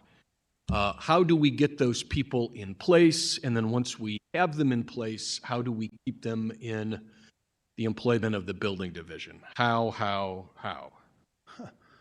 That's a good question. It's not an easy answer, but I will say that the simple just putting it out to the public is how you get people to want to apply. That's something. I don't know if we have to do social media somehow. It's on the website, so you can go in there actively and look and pursue the job. But maybe we could look at other things, a way of putting something out there. Again, I'll circle back and say money, because the people that have left, like I said, we don't do necessarily an exit, survey on them, but that's why they're leaving. And work conditions, some of them, we lost 2 inspectors back to back to Webster Groves for some reason, and I've talked to one of them, and basically they have one job. They do building permits, and they don't do all the other things like we're talking about, vacancy. They have one job, and they make more than they made here. So it just seemed to be a better deal all around. But as far as the raising the flag of here we need people, that's just, I don't have an answer. Great answer for that one. And I understand that, and I guess that's what I'm getting to. Is it strictly a financial component? Is it an organizational component? Is it the way your particular office is organized? And I know, and you've said it a couple times, we don't do exit interviews, a formal interview, and I Right, understand that. Not formally. But certainly, I mean, we know when somebody leaves, typically there's a conversation. We know why. Yeah, we usually know why. I was going to say, right? I mean, you know why. There's the grumbling, there's the statements. We don't need necessarily a formal interview many, many times. Does it come down to money, compensation? Short answer, yes. Okay. One of the dirty words or phrases that I have learned since taking this position is salary savings. I just, the idea being that we, as a city, no matter what the department is, we budget for a given number of positions, but we know we're not ever going to spend those funds because we aren't employing people in all of those spots. It amounts to a savings in salary. And during your presentation, I kept thinking about that and kept thinking about it. Just is churning in my brain. If at end of day, our building division is losing folks to Webster Groves because of money, has there been discussions with Light or his predecessor about something as simple as potentially eliminating positions that we haven't filled in many, many years and taking that allocation of salary and putting it toward the inspector 1, 2, manager, the creation of this specialist position so that we're appropriately compensating people so that if anything, somebody's going from Webster Groves to the city? So, I mean, it sounds like a good thought. I wouldn't know how to go about achieving that within the building division. Are you talking about within the building division? Sure. City in total? I'm talking about within the building division. Yeah, we would probably have to sit down, look at the TO and see where the spots are with what you're talking about, and there'd be a process to have to go about doing that. Excuse me, Alderman. I'm sorry, I was at another meeting. But yes, we have Director, could you state your first and last I'm name? sorry. I'm a Director of Public Safety, Sean Dace. And yes, to answer your question, we have had some top-level conversations with Director Light for not only the building division, but SEMA too. We're in the process of restructuring. Buildings division has had, I mean, with the exit of Commissioner Ware, has put us in a bit of a tailspin with the audit and everything. But to answer your question, which would really help our cause in regards to retaining employees, because we ain't just losing Webster Groves. I mentioned this in my presentation. We're in competition with every municipality, north, south, east, and west. So, Sure. yeah, your point is well taken, and we are in the process of doing just that. I appreciate that, Director, and thanks for coming up. It just seems to me, and I know we need more inspectors, and that's kind of what we're talking about here. That's the context of our conversation. But if we are consistently, and maybe I'm making this too simplistic, and you can correct me if I'm wrong. No, you're not. You're really not. But if we are consistently not filling those positions, why not simply eliminate them and take that salary and apportion it to the positions that we do have so that when we get a good person, we hold on to them and they thrive and they prosper. And I know that's a very simplistic statement. It's easy for me to say from my chair. But I know it's been done in other situations. I mean, I can think this past year we did it with respect to the city councilor. Eliminated 2 positions, and those salaries were allocated to hire folks so we didn't lose high-end, good, solid lawyers. Anyway, I appreciate the comment. Well, I appreciate that, but I think I mentioned this in my presentation on Tuesday. We're trying to build synergy, enthusiasm. We've been able to do that in the corrections. So those positions, we're going to do a better job of being more aggressive in trying to locate people that want to be a part of the city and want to be a part of buildings. Right now, the stigma is not very positive, but those are things we're expecting to change. And again, we get a commissioner in there to help us strategically get everything going in a positive manner. But we are focusing on trying to fill those positions and do a better job of that. I appreciate that. And you spoke about those challenges on Tuesday morning or afternoon. Heard from you. So message received loud and clear. And maybe the second part of my comment or question was really aimed at maintaining, keeping those folks in place.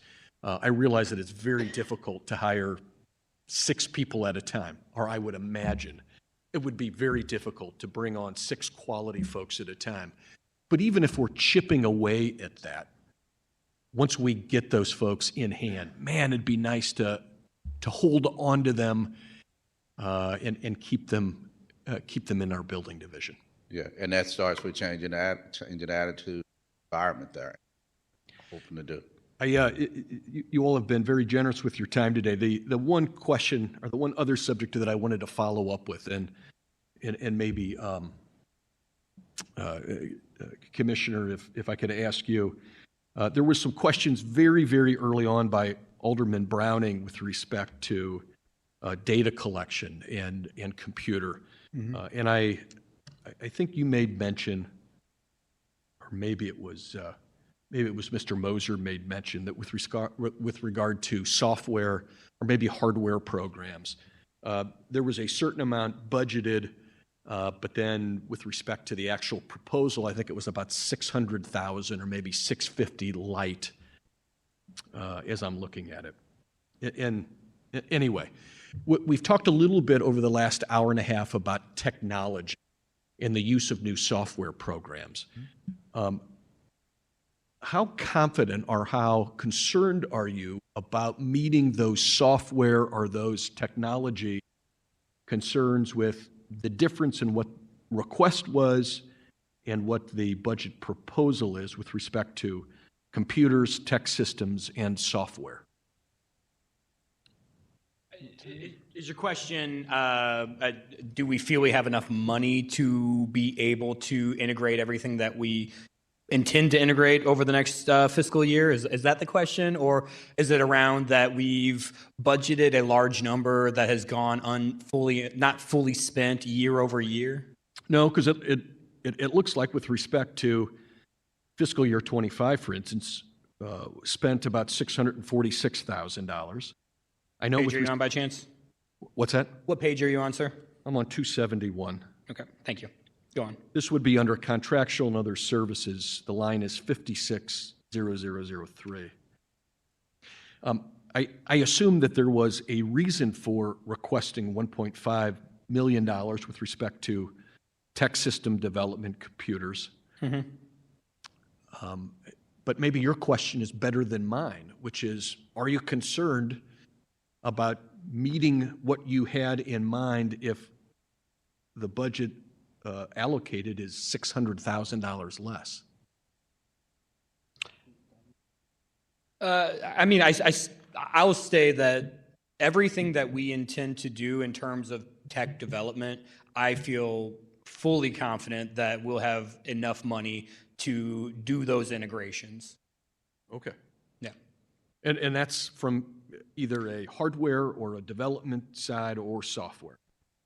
I mean, 003, the line item you're specifically referring to, yes, to my understanding, that is just for software development.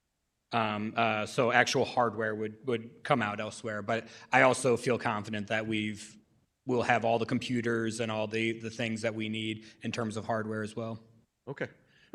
Fair enough. I just want to make sure we're crystal clear, because I've heard a lot of responses today with respect to other alders' questions that talks about the use of technology, the use of computers, the planning moving forward. But if you're good, that's very good to hear. Okay, fair enough. Again, I appreciate your patience. Thank you, gentlemen. Thank you. Thank you, Alderman, and thank you to the Building Commission and your team for being here. Clearly, this is when we talk about public safety, I know you guys are in the public safety budget. A lot of times when we talk about public safety, policing is the first go-to, but buildings is such a huge component to public safety. As many as my colleagues have said today, when you're talking about the massive amount of vacancies that we have in the vacant buildings, and at some point the city of St. Louis, with the massive amount of LRA vacancies that we have, we also need to hold ourselves accountable, not just the outside individuals, because we are a large stockhold of some of these vacant buildings that are catching fire and falling down, which is not in your department, but it's critical to start to, address these. And in a lot of communities like mine, these vacant objects that they see for decades, or, as I drive down certain areas in the 14th, continue to see those vacant buildings become a kind of mental negativity on people's mind frame of neglect, disinvestment, and feel like things aren't going to change. And that mind frame and that energy sometimes circulate into, negative thoughts and negative actions that then potentially may need policing, all right, or need to have stuff like Office of Violence Prevention to do the proactive things. But your department is so critical to, I don't think we really uplift how, eliminating one or two vacant buildings can go a long way of a psyche of individuals that have been living next to these vacant Paul McKee properties, let's just say, for 10, 15 years. It's one thing to talk about it, it's another thing for some people to live and see it. So ultimately, I want to thank you all for the work that you do in trying to address public safety from the building division aspect. However, with that being said, you start with the flowers and then you dive straight into, like, how do we, I think from this budget committee, a lot of questions that was asked really is, how can we support, just either from an alder, from a budgetary standpoint. And hopefully I had some things that I want to ask, and hopefully I don't have them out of thought because there's been so much good conversation. I just want to get some questions on some vacant positions and what they are. So customer service manager, I see you all asked for this year and was a new position. That's the one that you're talking about will be front facing. Can you go a little bit more detail? Because I know that you already have like customers, or continuing on that, you're looking to get a customer service supervisor. And then it looks like another customer service, just one, a customer service supervisor. You already have customer service representative. You already have customer service representatives number 2 and 1. So there are people in the office that, and I tend to go up quite often. I appreciate you, Mr. Dillon, and former Commissioner Ed Ware, and as well as Frank Oswald and Mr., I don't know why it's blanking me, McLaughlin, as we worked on the public nuisance bill, and just the great work that you all do up there. But there's already some front-facing customer service individuals in the building division, correct? Yes, correct. And this new customer service manager would be somebody who can take that to the next level, or? Yeah, the vision is that this person would be able to answer questions related to active fines and fees that people are already, they're faced with. They are expected to pay the building division. The hope would be that this individual would be able to explain what happens if they don't pay those fines and fees, which would ultimately result in the property landing on a tax sale.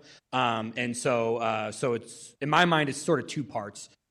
A level of accountability in-house for somebody to be able to speak to fines and fees associated with a code violation, because the inspector, it's a bit to ask the district inspector whose mind is totally, focused on the violation itself and what it would mean to remediate the violation. But what does it mean to have this level of debt because of the code violation? So we want that person to be able to speak to that, and them to be, available during regular business hours to do that, as opposed to that question being posed to a district inspector or that inspector's supervisor when those folks are actually out in the ward, boots on the ground doing day-to-day inspections and everything. The other part of that position would be that there's been a lot more work as part of kind of this cross-departmental process for how tax sales work. So there are, I can't remember right now if they're biweekly or if they're monthly, but there are monthly meetings where everybody comes together to talk about things. So everybody knows who all the players are. Every time there's a tax sale, and I believe it's 6 times a year, there are fines and fees that have to be confirmed to make sure that the number that this property is going to go up for auction, make sure that that's an accurate number, and there's lots of quagmires that will come out of that. I can think of one instance where someone was disputing a code violation. I mean, it was poor timing on whether, to dispute whether the code violation existed or not, but, you've got less than a week, we'll say, before a tax sale, and then, we're talking about whether or not the violation even existed or whether it was a grandfathered, feature from a historic home or something like that. So it's just become very complicated, and right now we have about 3 or 4 different working various aspects of it. So that's what the customer service manager would be doing. That's the vision. I mean, a CSR1, those are the folks that just process building permits. They're taking paperwork, they're taking directing people to the cashier window to pay for their permit or their application or whatever. I think I'm not sure if I've answered your question directly or what, but. No, I think you did, and I'll say, there's a saying like a closed mouth don't get fed. So it's glad that you all are asking for this new position that is new, to see how it will work to upgrade it, I guess, or to elevate the office. I guess one of the questions that I was going to have is, and like I said, you got to start somewhere, is one position for one person that will be taking phone calls from Ward 1 all the way to Ward 14 on different fines and fees enough? Or what are we going to be creating the same cycle of putting so much on one person that they, run ragged and then they get burned out? Like, was there a thought to try to go to 2, or? I mean, it may be something, if after we implement the position and see how it works, that'll be really enlightening, similar to the way that I spoke about buying a bunch of hardware because we got a new building permit online system. We didn't want to buy a bunch of stuff to find out that we didn't need all of it. So, I will say that, we did ask for an administrative assistant 1 position.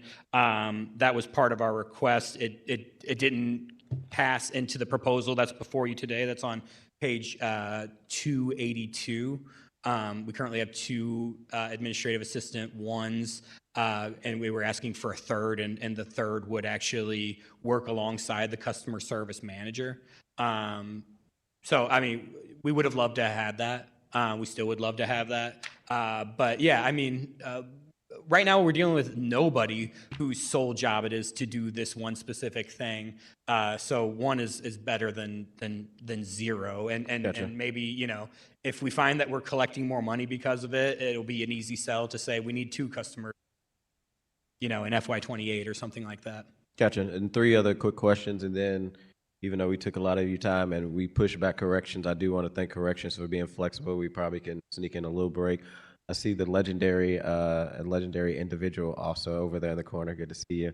I think my colleague said on the building inspector part, it's super critical that, part of it is in the building division, but when, the new personnel director has been amazing, figure out what will it take to keep more building inspectors. I think we covered a little bit of the lead kind of fund that we have. We're basically just putting money in a fund to put it back in our general revenue because we're not doing nothing with it, which go into reserves, which I guess makes sense why all the lead abatement workers are never occupied, even though we put positions for them in the budget.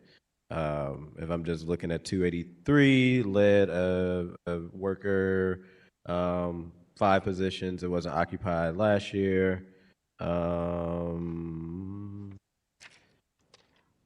The next page, which comes from, I guess, grants, 2 positions was not occupied for another lead abatement worker.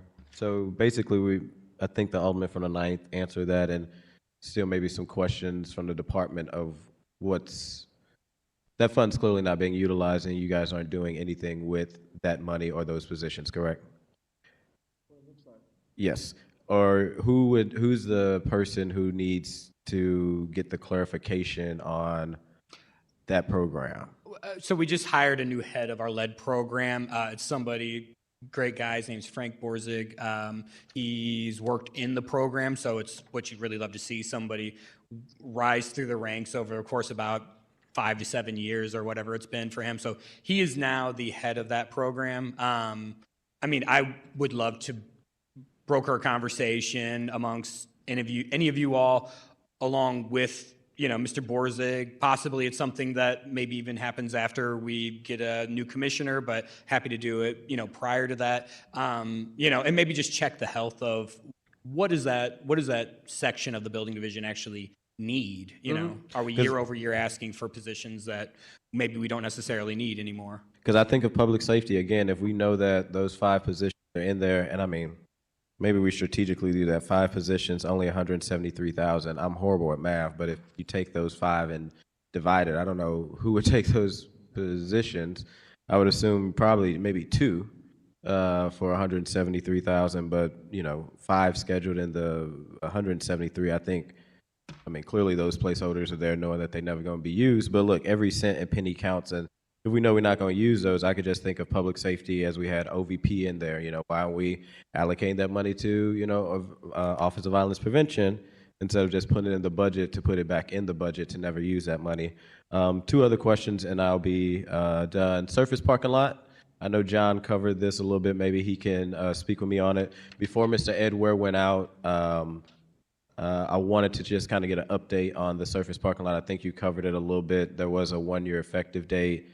One thing about Ed, that those shoes are going to be billed for whoever the next commissioner is. I didn't even have to pull up the ordinance for him to already just start going through and was like, oh, I remember this and this and this, and this is a requirement. I was like, Jesus. And I had it in my hand and I had to review it, and I'm the one who wrote it.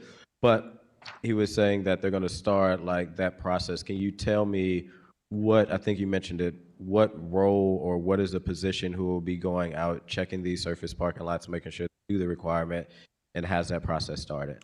The process has started, and it was delayed because of personnel-related issues. We have the supervisor that's in place that a month ago started regulation of parking lots. And we have one person who's actually in special projects that also does daycares and things like that, who is also going to be assigned to the parking lot enforcement portion of the ordinance. Gotcha. Well, I will work with you, John, and maybe the building division to just continue to stay up to date on that. I know that's been a concern with some of the downtown residents and organizations, and just in general. I think there was a recent story on the news of some vandalism that has happened, mainly on the street, but it brought back up the surface parking lot. And then my last question, and then we will fit in a break for everybody. I think this question is probably for Director Dates. As we're talking about new commissioner, you know, again, building division is just as critical as any public safety department outside of like policing. How are you guys going about looking to fill this position for the building commissioner? Well, as I mentioned before, we have a nationwide search out. We're looking for somebody who has good organizational skills, a person that has a track record of managing people. The building division is going to have to take an entire overhaul.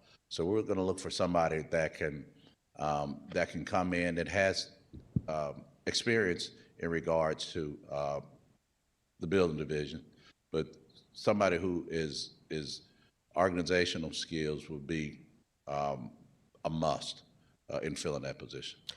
And I'm not opposed to necessarily outside search. I think our police chief has, he wasn't my first pick when they was doing the outside search, but I think Chief Tracy has done a good job, as well as the new streets director has, I think, done a very good job. is there any conversations of, outside of doing the national search?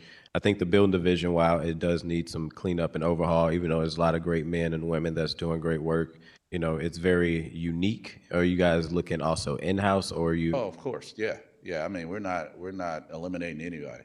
Actually, I'm meeting with several people in the next couple weeks to talk about some influencing folks to recruit and help me recruit in regards to filling that position. So yeah, no, we're not.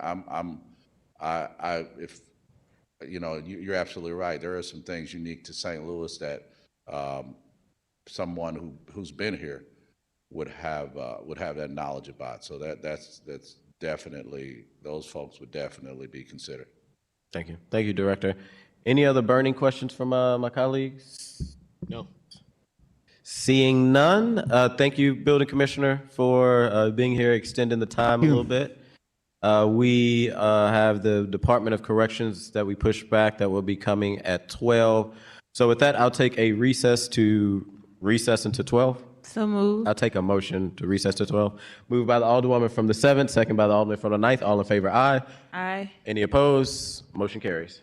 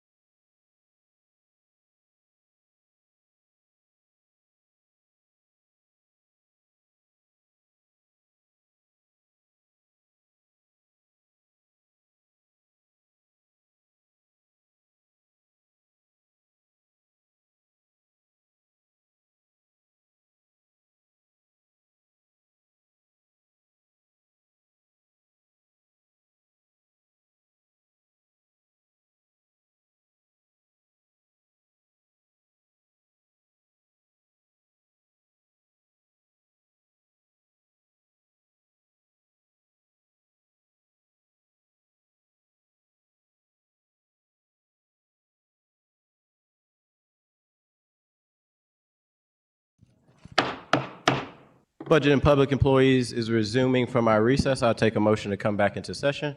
Moved. Moved by Alderman from the second, second by the Alderman from the ninth. All in favor, aye. Any opposed? Motion carries. We will continue our conversation with the budget, and next we have the Department of Corrections. So if the commissioner wants to come up, introduce himself, and anybody that you have with him, you can jump straight into your budget.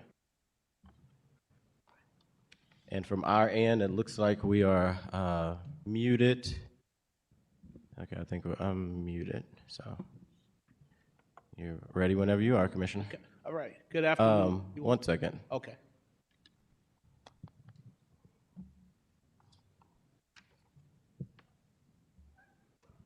STO? Okay.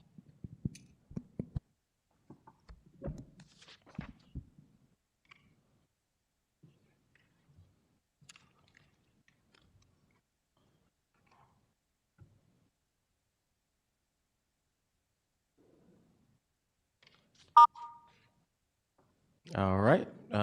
Just in case if people didn't hear us, we're starting back the budget conversation around the budget, and we have the Department of Corrections in front of us. Commissioner, you may proceed. Good afternoon, everyone. And Commissioner, just pull the mic up and make sure that you're talking to it so that we can hear you. Okay. Good. Good afternoon, everyone. My name is Nate Haywood, Commissioner of CJC. Right. So I've made a PowerPoint for you guys to see some of the things that we completed over at CJC since I arrived September 16th. Someone had it. I think it's up on the screen. You ready? Okay. All right. So the first thing I want to talk about some of the main strategy goals, and I'm not going to read everything. I'm just hit some of the highlights that we completed. Safety and security, that we, made sure that we got training for staff, letting them know about the safety and security of the jail, staff excellent. That's something that we've been promoting. Offender accountability, meeting with residents and getting feedback from them, talking to them on a regular basis. We complete commissioner rounds just to get some input on some of the things that's going on inside the jail with administration. Some of the key service provide that we have is the security operation, housing supervision, that we making sure that everyone's patrolling, doing the tours that they're supposed to be doing, the intake and release, booking and classification. We just started a classification unit. We just hired a supervisor down there in classification. Next, we're going to get about 4 more classification case managers down there to help out. This is going to allow us to classify these residents the proper way that they should be classified, that no one to be mixed up where they're not supposed to be. And then also the contraband control is something that, we've been working hard on. We just brought a scanner for the legal mail that's coming in the jail. We have people that's going to Amazon, buying fake legal mail stamps and sending it in. And so this is going to allow us to scan the legal mail just to make sure no contraband is on the legal mail. They soaking the papers with all type of liquid drugs. So that's some things that we're doing. We're doing more searches up in the jail, trying to prevent people from using contraband. The facility operations, we upgraded a lot of things in the jail. We started the cleaning crew, also a painting crew with the residents. So we completed like all the floors on exterior with the painting, and now we're doing the cells, trying to get majority of the cells painted. Emergency response and reporting, that's something we're trying to make sure that we stay on top of.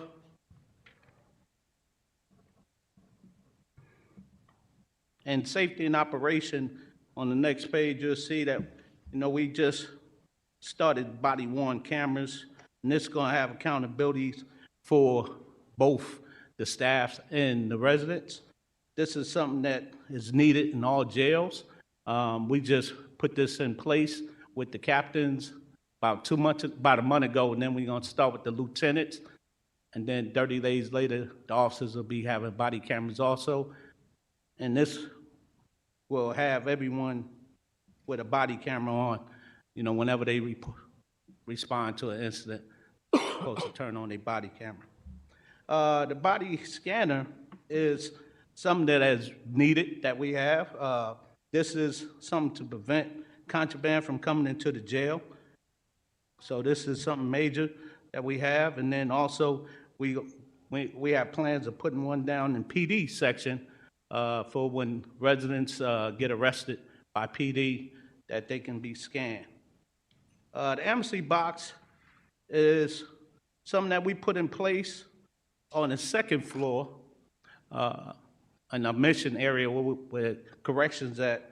Right now, we still dealing with PD, trying to put one down there also.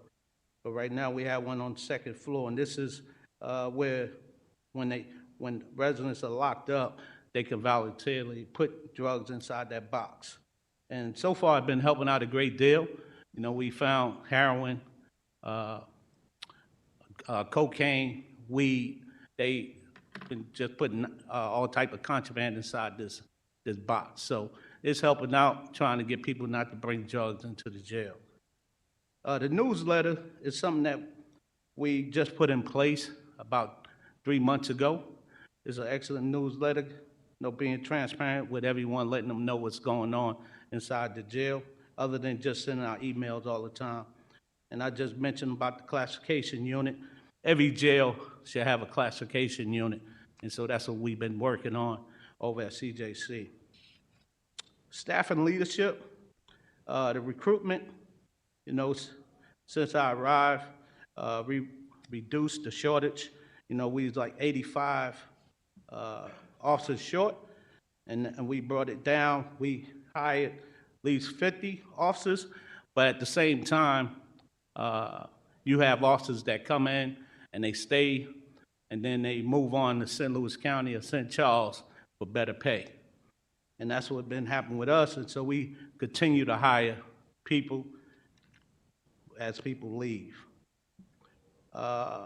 Just hired a major and a deputy commissioner and a chaplain. The chaplain is over our programs. Reverend Gray, he's doing an excellent job with that. The training coordinator, this is something about the training. When I came over the last time, I talked about revamping training. This training coordinator is doing a great job over there, not only with the new staff that we're getting, but we have a training, online training for current staff that's in the jail. And that was something that I asked staff when I first arrived, when the last time they had some type of training, especially leadership training. And that'll be my next thing I'm talking about.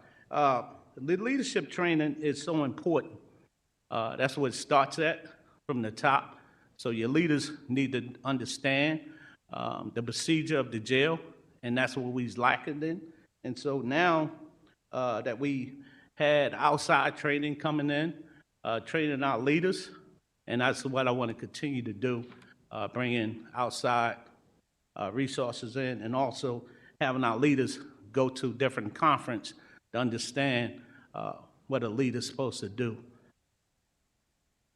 And then the recognition committee, some of these things was in Mr. Burris' report before he left. He put in there about the ERC, Employee Recognition Committee. We started this already. This has been going on now for, I believe, 3 months. They put together the Correction Officer Week. That's going on all week this week, and they're doing an excellent job dealing with that. We started the Employee of the Month, recognize employees that's doing an outstanding job, and this is going well also. Resident programs we have going on at the jail is the work crews that I mentioned. You know, they have the paint crew, the scrub crew, the power wash crew, the upkeep of the jail, the tablet access. Now, we have, all residents have tablets. You know, at one point, when I first arrived, I think we probably had about 10 in the unit, and you had about 60 residents in the unit. So you always had altercations with tablets. Out of the cell time, we increased that, letting the residents out. I know when I first arrived, the feedback was from the residents that they was complaining about not coming out their cells to call their loved ones. So that's what we did. We increased coming out, and we did it in sections because of staff shortage. Commissioner rounds is something that we created when I first arrived, that the commissioners go upstairs and go inside the units and be seen by the residents and also the officers. This is something that was real important that we need to do. This is another recommendation in Mr. Burris' report that we, conduct rounds at least 3 times a week. And we try to do 5, but we do 3 a week. Facility upkeep, the lobby floors. When I first arrived, the lobby was kind of dull. Now it has a shine to it. Make sure they scrubbing and mopping and waxing. Looks a whole lot better. Okay. Now we gonna go to the general fund. I requested 40 million, and the proposal was 33,757 and 362. I know if we can't get the 40, I'll be happy with the 36. And I'm gonna break that down in the presentation. I know the budget is tight. I understand that. But the thing is, we trying to make CJC successful. And, when I first arrived, that was my goal. The correction phone commission is $955,000, both sides. And then the jail facility improvements is $900,000.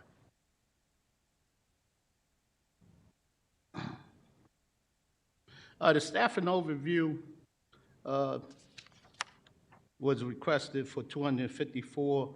The proposal is 228 right now. And then also I have a breakdown of the medical services.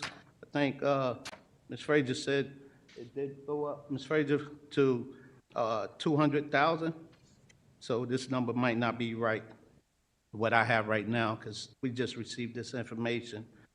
The quick stats, 40,699,011, and this includes with salary, building maintenance, and medical and food services. This is the breakdown on that.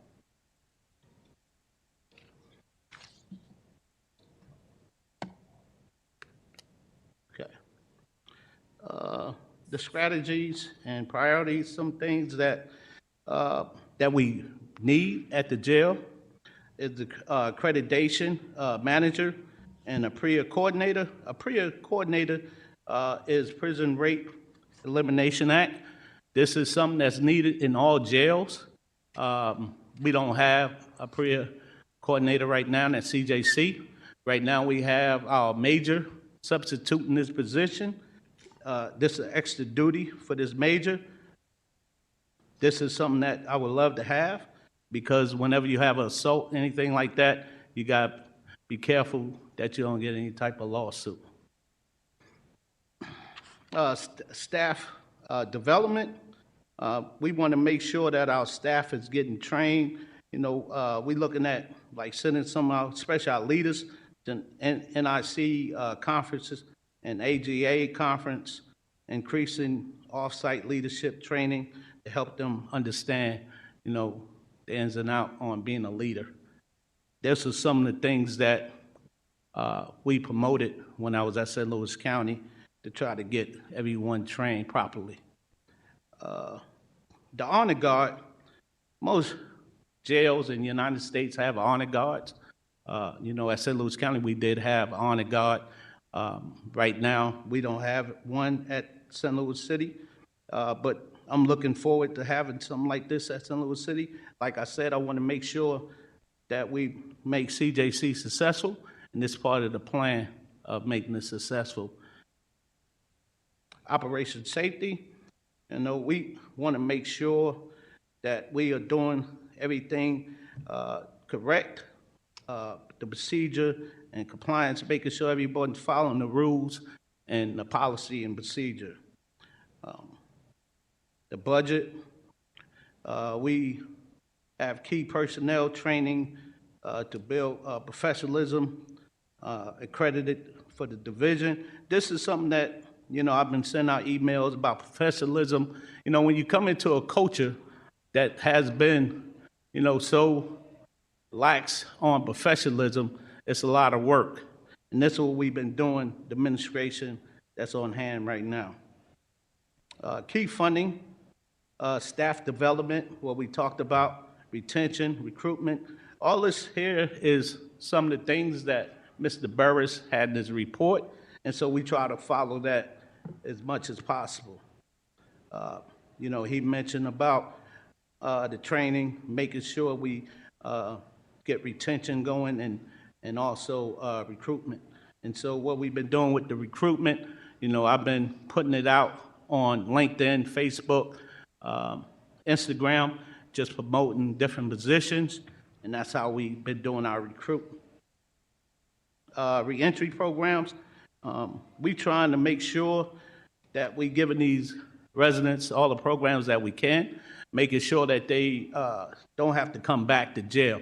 So with the Serve Safe program that we've been doing, this was here before I arrived. I know it was successful at St. Louis County because I was over that program. A lot of residents that got out got jobs at major hotels, major restaurants, became managers and doing successful. So that's a big program that I love to see with residents getting involved. The educational and vocational programs is going well. Reverend Gray is doing an excellent job with all these different programs. The mental health support, the mental health team, they just started a yoga class during the week for the females, and this is an excellent program. When we walk around, the administration walk around, the females always talk about that program that they love to attend. And also, we have the computer class now, and also they get on the computer and look up how to do resumes and different things like that on the computer. So that helps out a great deal also, but when they get out, they could be ahead of the game. Jail assessment. When I first arrived, I did assessment of the jail, and this is before I even looked at Mr. Burris' report. And some of the things that was in line with what he mentioned in my report. When I looked at it later on, like a week later, I noticed that we had some of the same things. The jail need repairs. That's what we've been doing since I arrived, with the painting and also fixing different things inside the jail. Technology and security, we have a lot of cameras that need to be fixed over there at the jail, and that's one of our priorities, that we want to make sure that we have eyes in the jail when we're not there, so we could know what's going on and making sure that we holding people accountable for things that's going on in the jail. The population, it changed from when I looked at the population last year. I believe it was about 680, before I arrived. Now we at 782, so the numbers went up, but we still at the same pay of salary for this year, that they recommending. So I just don't understand the numbers. So that's why I want you all to think about it and see what we're talking about once we get completed with this and the questions we could finish up on. So the population numbers went up, food went up, the medical care went up.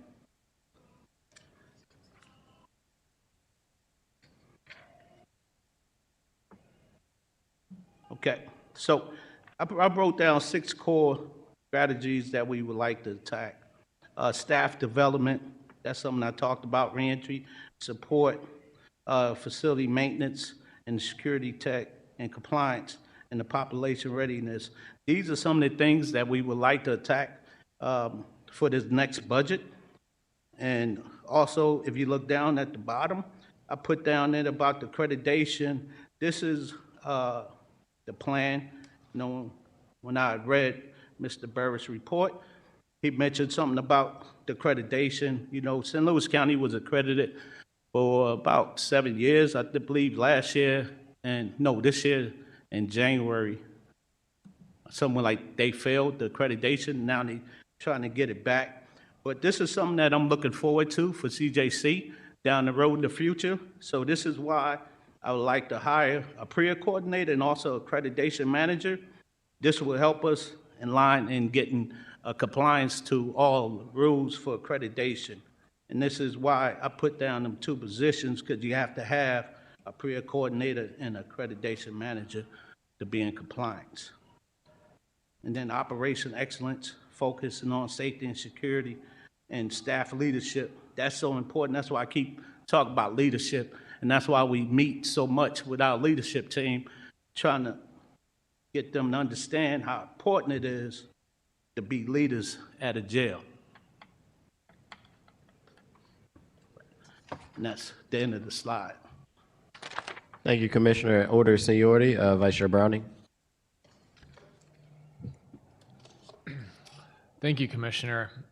First off, I want to extend my congratulations on the hiring of 14 new correctional officers and the promotion of 2 officers, and 1 to captain and 1 to major. I think that adequately staffing the CJC is one of the most important things we need to do to ensure that we're providing care for the detainees there. So I'm aware that past struggles at the CJC have been related to staffing, and that it's just you need people to watch other people and make sure that they're staying safe. And often, I think that people's concern for the safety of people comes back to just having those staff members that are there and making sure that the CJC is running correctly. So this is excellent progress that I'm seeing on that front, and I'm see it. Just a couple questions for you. One is, there's a line item in this budget, and just to understand, I'm looking at this budget, and same as you, I see these lines, and I'm just don't know what certain things mean. So I'm looking at page 294 in this budget book. There's a item for health and safety capital asset. It seems to be that there was a request for $150,000 that wasn't budgeted, but on the next page under corrections phone commissions, I see that was added under there for the same item, health and safety capital asset. Is that just being moved elsewhere in the budget? Is that the same thing? Yeah, that's the radios, our staff radios, and the reason why I put that there is because when I first arrived, we didn't have radios in the jail, and we went out and purchased 50 radios, and we still short on radios. And you know how important it is to have a radio when you're inside the jail. And so my goal is to get an equipment room. So right now we have contractors. They building a wall over at the CJC, and also they building us a equipment room. This is something that's needed because people are misplacing the radios, and that's why I believe they were so short on radios. Now we're trying to hold people accountable, making sure that they have the radios, sign them out, and sign them in. So it just moved to a different part of the budget is the same amount. Okay. Yeah. And similarly for facilities and ground services, noticed that there's been a decreasing amount in the past few years. Is that just being shifted over to the facilities and ground services line under the jail facilities improvements category? What's that? Can I call Ms. Fraser? Yeah. Oh, yeah, that's, we have a grant for the the shower project right now, and they not completed with it, with the project. So what's gonna happen if they not completed by, I believe, October, that we gonna have to pay, you know, for that shower project, and it won't come out the grant. So right now, we started when I first arrived, but they had this project, I believe, over a year before I arrived, and we just getting to it. So, and this is what's going on with that. So that's what that amount is for right now. Okay, that's helpful. And then last question I have for you is in the personnel schedule on page 297, there's a title 2333, Correctional Classification Assistant. There's been 8 positions that were budgeted for. None of them were filled last year. We're rebudgeting 8 positions this year. I'm just curious, what is that position? So on them 8 positions, we took 4 of them positions and put people back into where they supposed to be, because they had them labeled as correction officers. So now they're gonna be labeled as classification instead of correction officers, because they're not correction officers. And so that's what's going on with that. And then also the other 4 will be part of the classification unit that I was mentioned earlier about classification. We have a supervisor down there, and we just have 1 classification case manager down there. So the 4 that we want to hire, they're going to be part of the classification unit. And just to let you know, this is an important piece of a jail. You know, every jail should have a classification unit. You know, and right now we don't have the complete unit, but we do have a supervisor that we just promoted about 2 months ago. Okay, that's helpful. And does that mean then we're short of officers then? Oh, you said, are we short officers? Well, you said they were classified as officers before, but they're actually not that. So do we need to hire people to replace the? Yes. Okay. Yes, so the 4 that we moved, so that's going to be 4 more officers that we can have in the building. So that'll help those numbers as well. Yes. Okay. And then last question I have is, I'm just curious. We employ 2 full-time locksmiths in the correction facility. Is that accurate? Is it just that the locks require constant maintenance, or I didn't realize we kept 2 locksmiths on staff at all time. That's always what I'm reading in the budget? No. So what I did was I asked for another locksmith, but we never did hire another locksmith. The pay didn't match what people was looking for, so we could never hire another locksmith. And my goal was to get another locksmith because we had so many problems with the locks. And so when this other locksmith go home, they call him in the middle of the night. So I wanted someone to be there, you know, on the second shift. So that was my goal, but we didn't hire that other locksmith. Okay, that's helpful. Thank you. Yep. Alderwoman Tanya. Thank you, Chairman. Hello, Commissioner. Hello. Nice to see you. Nice to see you. You've been here for a short while, but I do just want to start by saying that I'm impressed. I've been following just your ability to kind of staff and do hirings in the department. I think if I'm understanding correctly, you've been able to get upwards of 50 folks hired in your area, in your department? Yes, that's not including support staff. I believe it's 10 support staff also. I'm very supportive of those efforts and happy to see them. I think that a lot of the issues that happen within our CJC, specifically the deaths that happen, a lot of times what I hear is a lot of the ability to kind of catch things proactively really depend on your manpower that you're able to have on the ground in real time. So I'm happy to see you moving in that direction. I did just want to ask you in general, what has been your process for getting that 50 hired, and just some details that might be helpful for us to know as a budget committee. I think the hiring is something that a lot of departments mention is kind of a struggle, particularly you got to get a list from personnel, you have to, you know, that kind of process involved. So I would love to know your thoughts there and how you've managed to get 50 folks onboarded in such a short span of time. Well, what I usually do is when I get home about 7, I just get on my laptop and start putting up all our different positions at CJC on the LinkedIn, Facebook, Instagram, all the social media, and then people will apply, and we'll contact personnel, asking personnel, how many people we have for this position, and then, they'll send us a list. And then also we had 2 job fairs. So this helped out a great deal when we had the 2 job fairs. The first job fair we had here at City Hall, we had 28 people apply, and then we had 21 that we interviewed.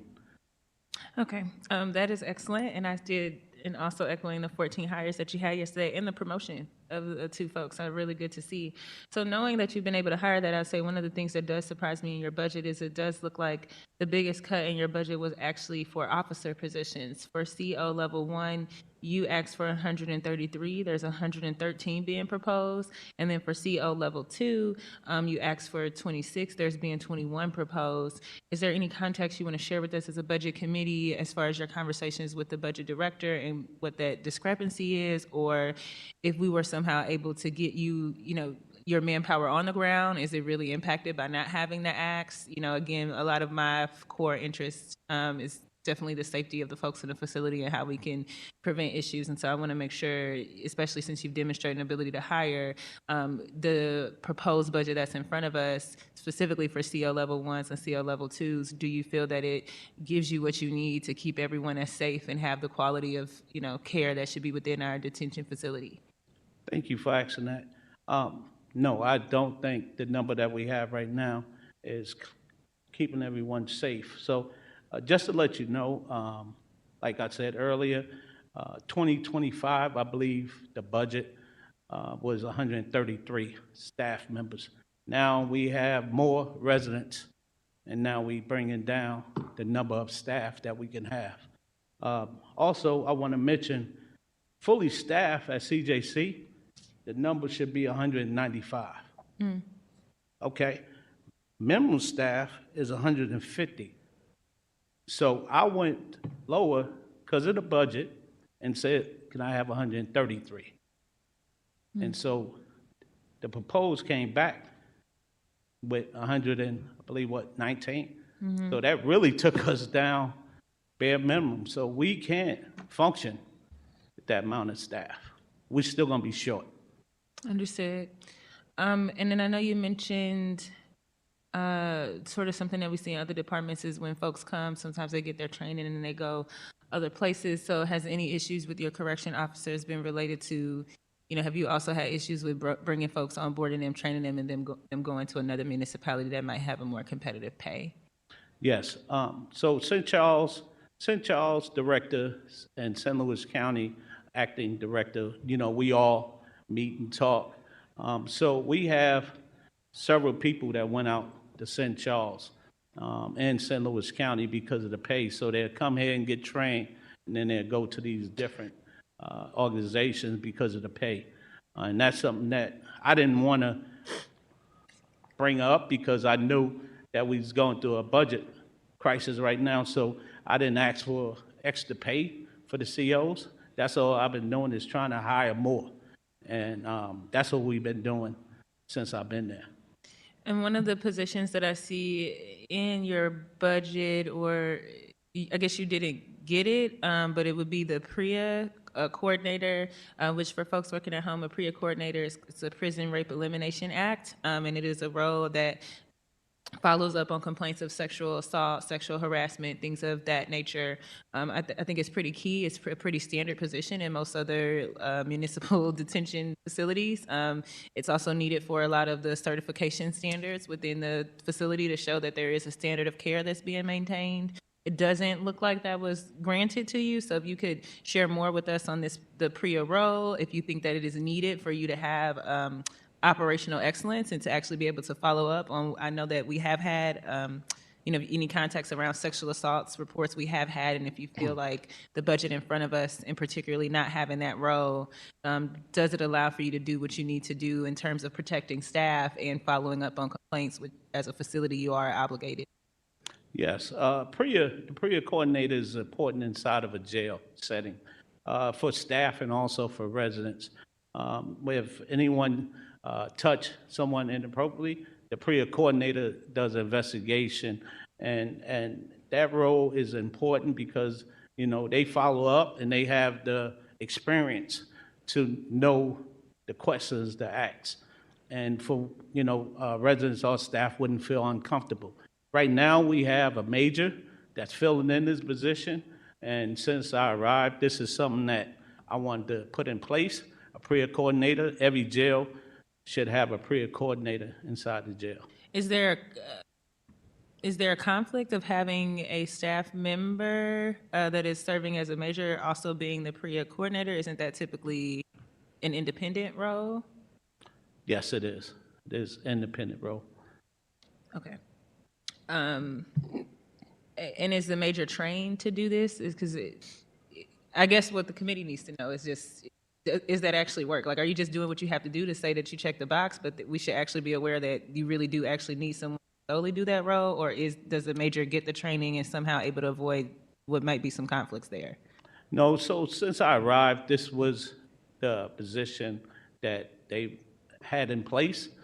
And I'm not sure if the major is trained to be a PREA coordinator, and I doubt if a person is trained to be a PREA coordinator without having that experience. So this is why this role is so important to have at the jail, because then you'll have someone that's trained and educated to do the job properly. Thank you. And do you know, since your tenure, how many incidents have you had of sexual assault that you can recall? I want to say at least 5, probably, at the top of my head, probably about 5. Okay. My next question is also kind of connected to accreditation. There's a accreditation manager. I've just really been learning all about this because I really care about what happens inside our jails. We got residents that are really active, and there's been a lot of concerning things that have happened, and a lot of my constituents in particular have just made this an interest. So I've kind of been able to learn about what are the standards and places that there are in other municipalities that we may not have here that are impacting the outcomes there.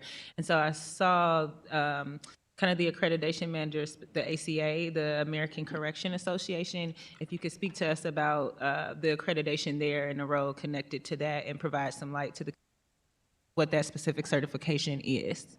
Yeah, accreditation managers is very important because they keep you updated on all the procedures that need to be done inside of a jail, to keep you updated on like the chemicals that's in the jail. They let you know, the operations of the jail, what we doing wrong. And the accreditation person keep you updated on different areas of the jail, making sure that we compliant to ACA rules. So that's important because right now we don't know if we in compliance or not with the rules because we don't have that person with the knowledge. Just going off of what I know and my administration know, that's what we going off. So we need an accreditation manager inside CJC.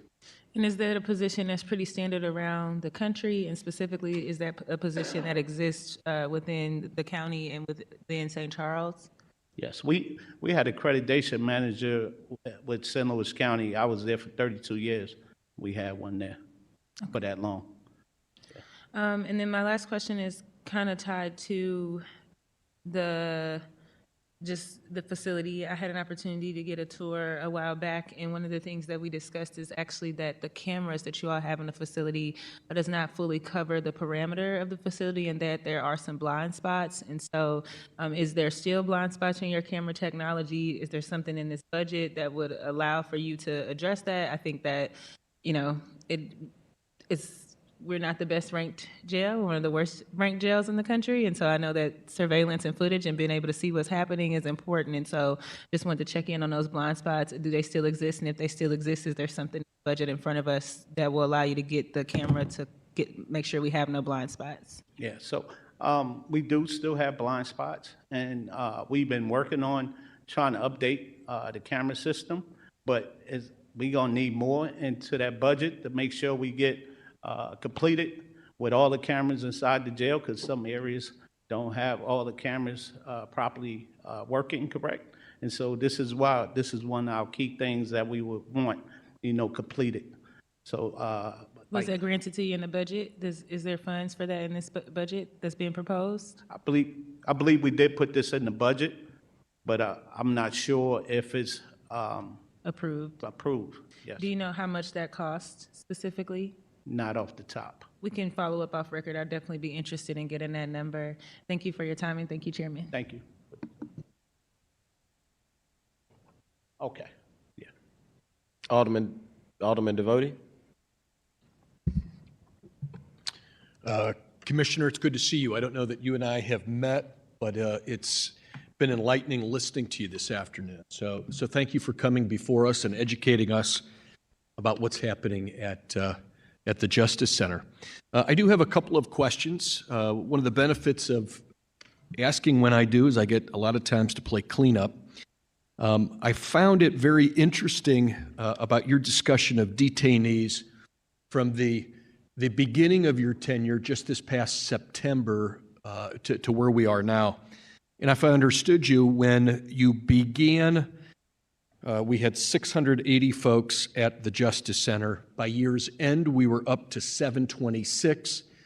And the most recent number available to you was 793 detainees. Does that sound about right? Yes, sir. What do you, as a layperson, and I'm not in your profession, but that amount of increase over a relatively short period of time, 7-8 months, that seems like a lot to me. What do you attribute that rise in prison or jail population to during that period? More crimes on the street. I believe that's we deal with more people coming to the jail whenever things happen outside, and everybody get dropped off at the jail. So more crime, and I guess by implication it means that more arrests are being made and more folks are being held at the Justice Center, essentially waiting their day at court. Is that fair? Correct. Okay, fair enough. To provide us a bit of context or perspective, what is I don't know the right way to ask this, what is the maximum capacity at the Justice Center? I believe it's 1,067, but that includes adding what is it, boats, something like that, like adding in the cells. How many? Well, maybe another way to. How many beds do you have at the Justice Center today? You mean Phil? Oh, Well, Phil, I'm guessing you've got 793. How many beds do you have available as of today? okay. So we have, if you subtract 1,000, 60? Yep. So 1,067. Yeah, that's the capacity, 1,067. Right now we have 5. So it's like, I would say 85, somewhere around there. I didn't hear you. I'm 80, sorry. 85 beds. 85 beds. Yes. Okay.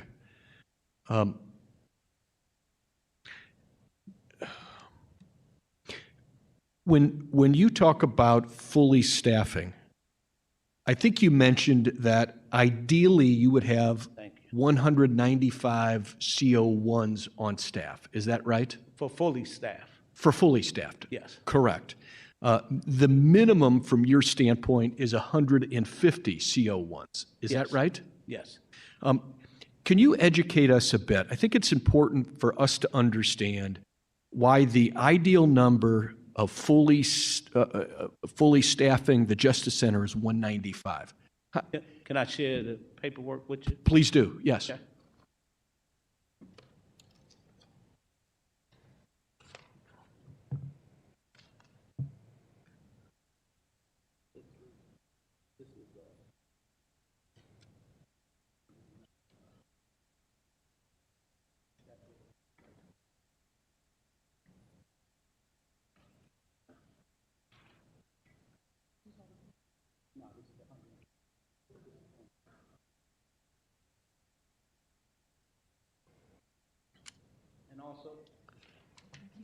And also, I want to mention that with the mental health unit, you know, they're in cells alone, so you have to keep them separate. Understood. Yes. From an educational standpoint, again, when we're looking at the proposed budget for fiscal year '27, how do you, as a professional in your field, come up with the number 195 as an ideal, fully staffed unit?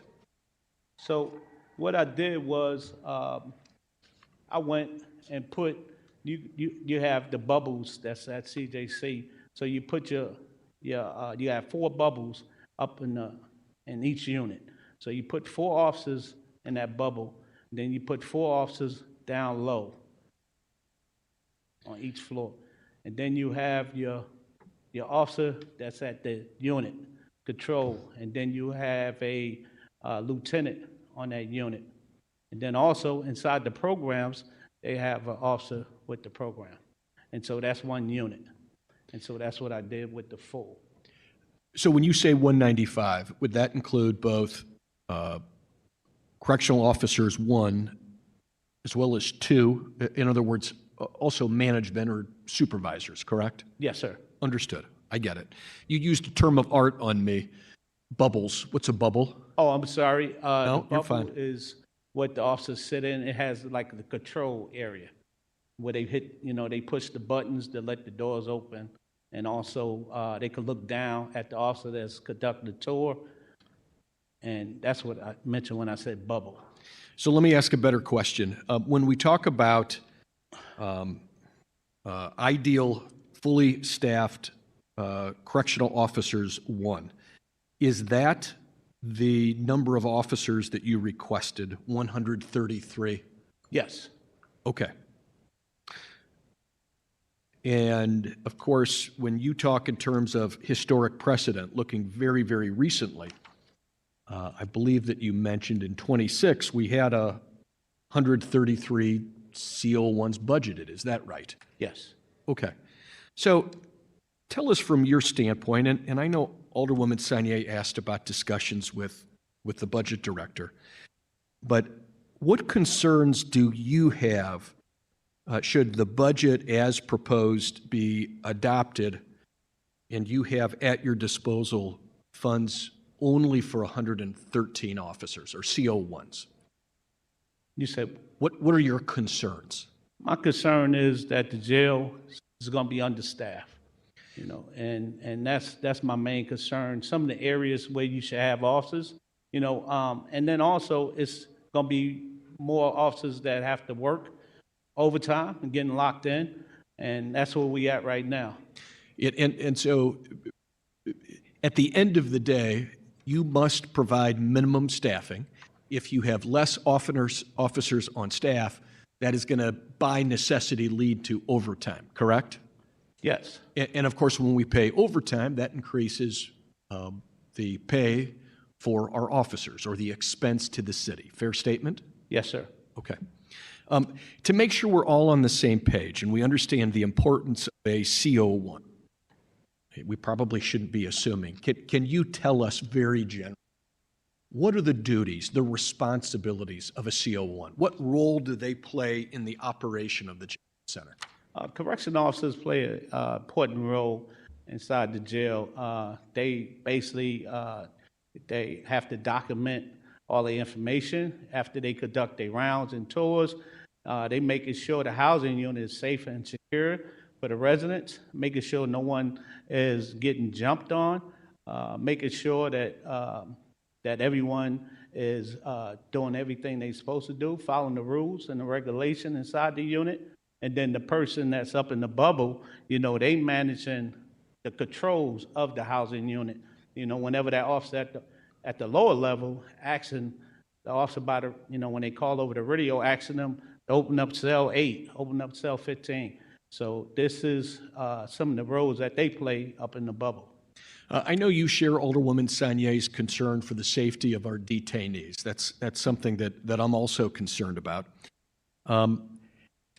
From a safety perspective, it sounds to me that adequately staffing, fully staffing the Justice Center with CO1s, those folks that have the most and highest day-to-day interaction with the detainees.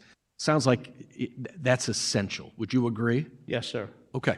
And then secondly, again, to make sure we're all on the same page, what is a CO2? How does that position differ from a CO1? So the CO2, the supervisor on the unit. So they also have to go inside and conduct tours.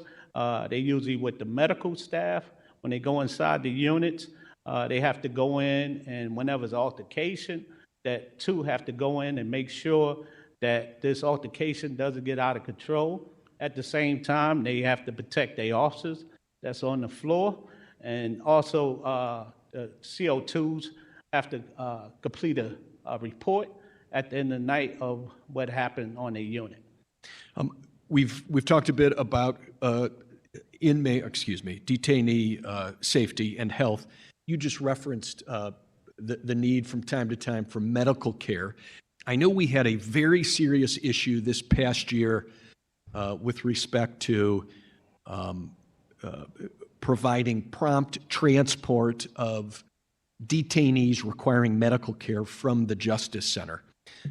Have issues been ironed out with the sheriff's office with respect to that particular aspect? That is the transfer of detainees demanding or needing medical care.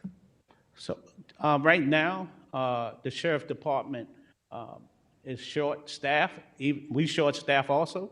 But what we agree to is when they send one deputy, I send one officer to help them. So this even make us more shorter than what we already are. So this is what's the problem that's going on too. So from one perspective, that's very good to hear. There is collaboration between the Justice Center and the Sheriff's Office to address a demand and a need that has popped up. I'm very, very happy to hear about that. But then having said that, that would seem to support your request that, again, CO1s, I assume it's a CO1 that is making that transfer. All the more important that particular position is fully funded. Yes. Is that right? Yes, sir. Okay. I know you mentioned to us, and I am not a numbers guy. I'm not a numbers guy at all, so I do my best to follow all the details here. You made mention at one point, of course, the requested budget by your office was $40.7 million roundabout. Yes. The proposal, after consultation with the budget director, is $33.9 million roundabout. I understood your testimony that you would be happy with $36 million. What was that? Did I hear you right? And if I did hear you right, my follow-up question is going to be, where do we need to find that $2 million? Is it for personnel? Yes, sir. Okay. So then that goes back to, all things being equal, I can live with the proposed budget with one exception. Guys, I need you to fully fund my request for CO1s and CO2s. Are we on the same page? Yes, sir. Excellent. Okay. Okay, you used another term of art. This is maybe out of the budget discussion a bit, so I apologize. But what is a classification unit? Okay. You are giving me too much credit, at least. Yeah, so a classification unit is a unit that's down in your admission area, intake area. These case managers go through the queue of asking questions.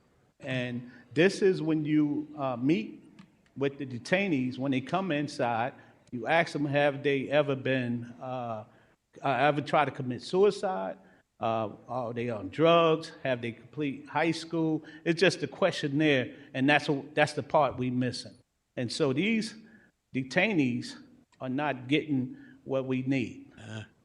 Okay, so now I understand why that particular person or position is so important, because it helps you identify from the moment the detainee walks in the building their special circumstances that helps you prepare to house them for whatever period of time they're under your care, correct? Yes, sir. And also, I forgot to mention, you have to classify them by the cases also. So that classification unit would classify them instead of having people mixed together.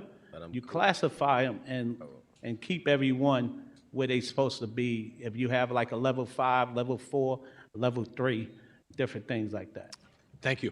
I appreciate the education. I do have one comment. I know you made a reference to tablets. And our Justice Center is unique, I think, in that we don't have any outside recreation or access area. And I guess that would then go to the importance of having things like tablets available to detainees. Would that be fair? Yes, sir. Okay. For what it's worth, and I did have some discussions with, relatively recently, I don't know if this hits your desk or not, with respect to detainee tablet use. And my one request of you would be that we look at, or you look at, policies of outside communication. In other words, I am aware, and you may be too, but we need to nip it in the bud of detainees reaching out to, harassing, inappropriately contacting victims. And that's something, and I'm sure you would agree, it absolutely must stop. And once it comes to your attention, the appropriate person's contention, it's got to cease, right? Yes, and I can comment to that. When I was a deputy director at St. Louis County, the prosecutor would call me and let me know, and that person would lose their access to calling the victim right away, ASAP. And so this is something that we're doing also at CJC. You know, we're not going to tolerate that. Thank you, sir. Thank Commissioner, again, I really appreciate your education and information. I appreciate Thank you for your service. Thank you.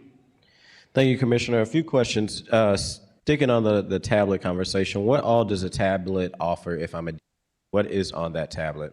So right now we have download the grievance form process. That's something that, went away for a while.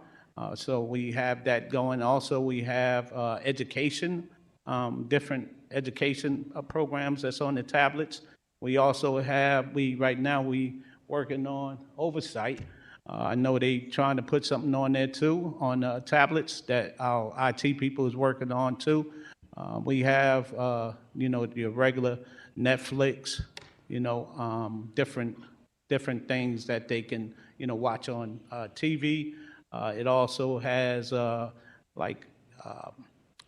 they could do video chat with their loved ones and messaging with their loved ones also. Okay. And it sounds like you're working with the DFOB board. I heard you say grievance. One of the things, who did that, right now, if they write a grievance, who does that grievance go to? So right now, it's going to our IT and our investigators right now, because what we're going to do is, once it's in place, it should go to the case manager that's on that unit. Gotcha. I love the idea of working to get, hopefully with the DFOB, an independent process. I understand that you got in-house, but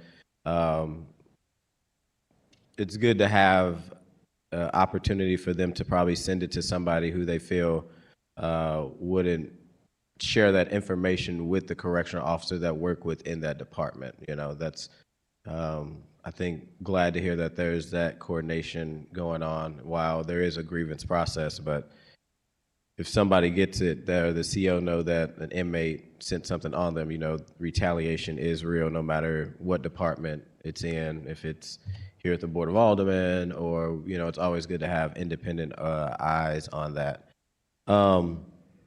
Going to Correctional Officer 1, so it looks like this year as we continue to say, you asked for 133, you got 113.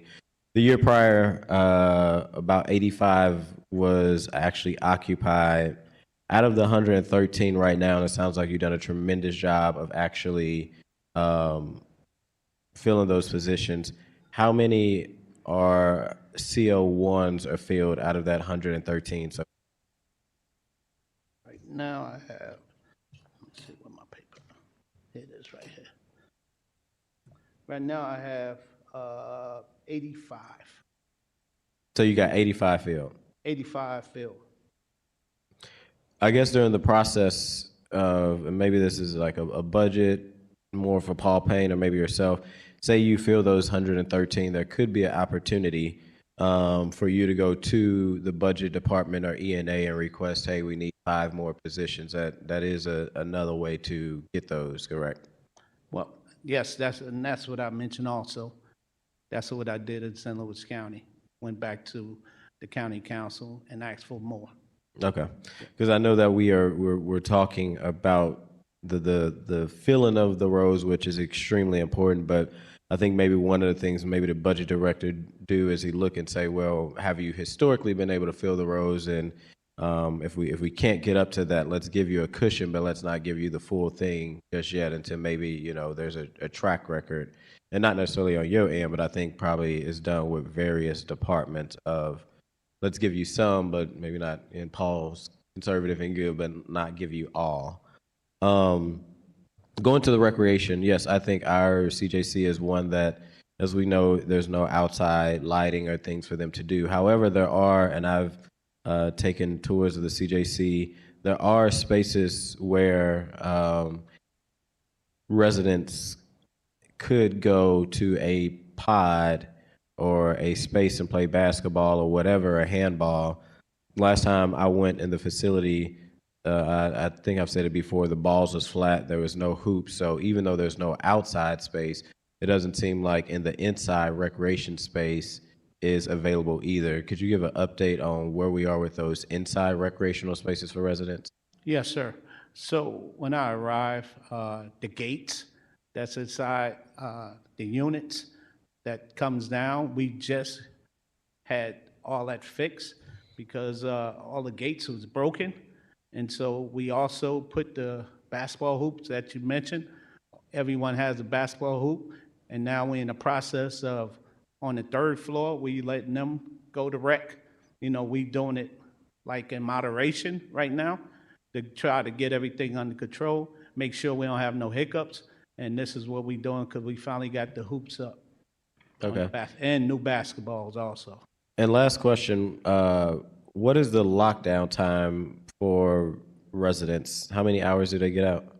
Well, what we've been doing is we've been going in sections. So we'll let one unit out for 3 hours section, then we let another unit out for 3 hours like that. Because when I first arrived, we didn't have no type of order. And then on second shift, we let them out, 2 hours, and then another group out for 2 hours. So if I was just in one unit alone, when you say 3 hours, is that 1 hour in the day, 1 hour in the afternoon, 1 hour in night? What does that look like? I'm sorry, you said? When you say units, I'm assuming you're talking about like the whole pod. Yeah. So that unit, you let that unit out for 3 hours, but you don't let them all out at once. No. So if I am a resident at the CJC and I'm in unit A1, how many hours am I getting out a day? Just me, not the whole unit, me as one individual.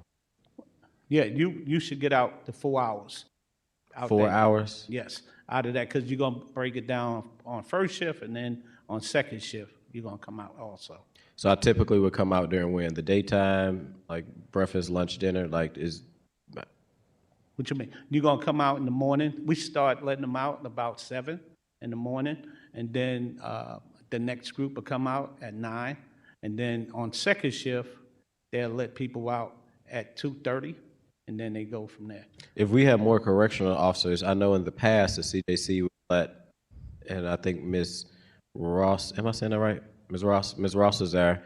I know post-COVID has changed things, but I would love to see us get back to a place where it is safe, that we're not doing 5 here, 5 there, 5, you could let them out more, and then they'll have more time out. I think the more we keep them in, that's where you have, frustrations build up, anger builds up, and then you see some of the things we had. So are we working to get back to a place? Well, twofold question. When we was letting them all out, were we understaffed? When the whole unit to either, Yeah, and if you could speak on the mic, yeah. and just say your first and last name. Deputy Commissioner Tammy Ross. Back then, we pretty much had staffing, and the structure was a little different, where instead of having a bubble, we had direct supervision. There was always an officer on the floor to monitor that. Right now, the way it's made, we have the bubbles, which is an officer upstairs and a person rovering. What we need with those extra correctional officers will be staff to monitor the rec areas while they're having rec inside those rooms. Or we looking to get to a place where we go backwards, where we let the full pods out, which would, I guess, give them more hours out too, instead of doing this side, the back side, and left side, Yes, we will be able to do that with a lot more staff, because we need staff to monitor those 80 people that were on the floor. We need at least probably 4 officers to do that, at least rovering in those areas. Okay. This is my last question. I think we all say this up here, like one more question. The programs, could you just quickly go over some of the programs that the CJC offer? Yes. Also, I want to mention also about, we have a talent show. I'd like for you to come up, the guys up in 3A. They usually do talent shows, different things like that. And I think it's awesome. The guys be singing gospel, doing different poetry and comic acts. So I think that'd be nice if you want to come up and see that. No, absolutely. I know Ms. Ross and I have been over there a couple of times, from Clemens Abdullah to Burris, always willing to come over and just even sit down and talk with them. Yep. Okay. So some of the programs that we have right now, like I was saying earlier, since we hired Reverend Gray, we've been, increasing our programs. But right now we have prisoner reentry program. We have addiction recovery program, the anger management counseling program. We have bridge program. We have high set GED program, English second language program. We have the Missouri ID support services. That's started May 1st. This is another great program. We also have like bus passes for these guys when they get out. When they get released, they don't have to just stand around in front of CJC anymore. They could get bus passes and leave from the area. So this help out a great deal. Also, we have Jacob's Ladder Ministry. That's a behavior change for success. Justice Movement. And right now, Alderman, I'd like you to know that we have so many programs now at CJC that we have a waiting list, because we have a lot of people that want to participate and help out. We have the Surf Save program that I mentioned, the Veterans program, Unlock Labs, that's with the laptops. They go inside the MP room and they, get on the laptop. Also, we have pending right now construction, a program for residents to learn how to do construction. So this is coming soon. That's what I was telling you we have a waiting list for. And then also we have a waiting list for the Chess Master Program. I know Reverend Gray been working with him on that, so they supposed to be coming. And also he has a program, assessment evaluation tools for programs and services that he's been working with this group on.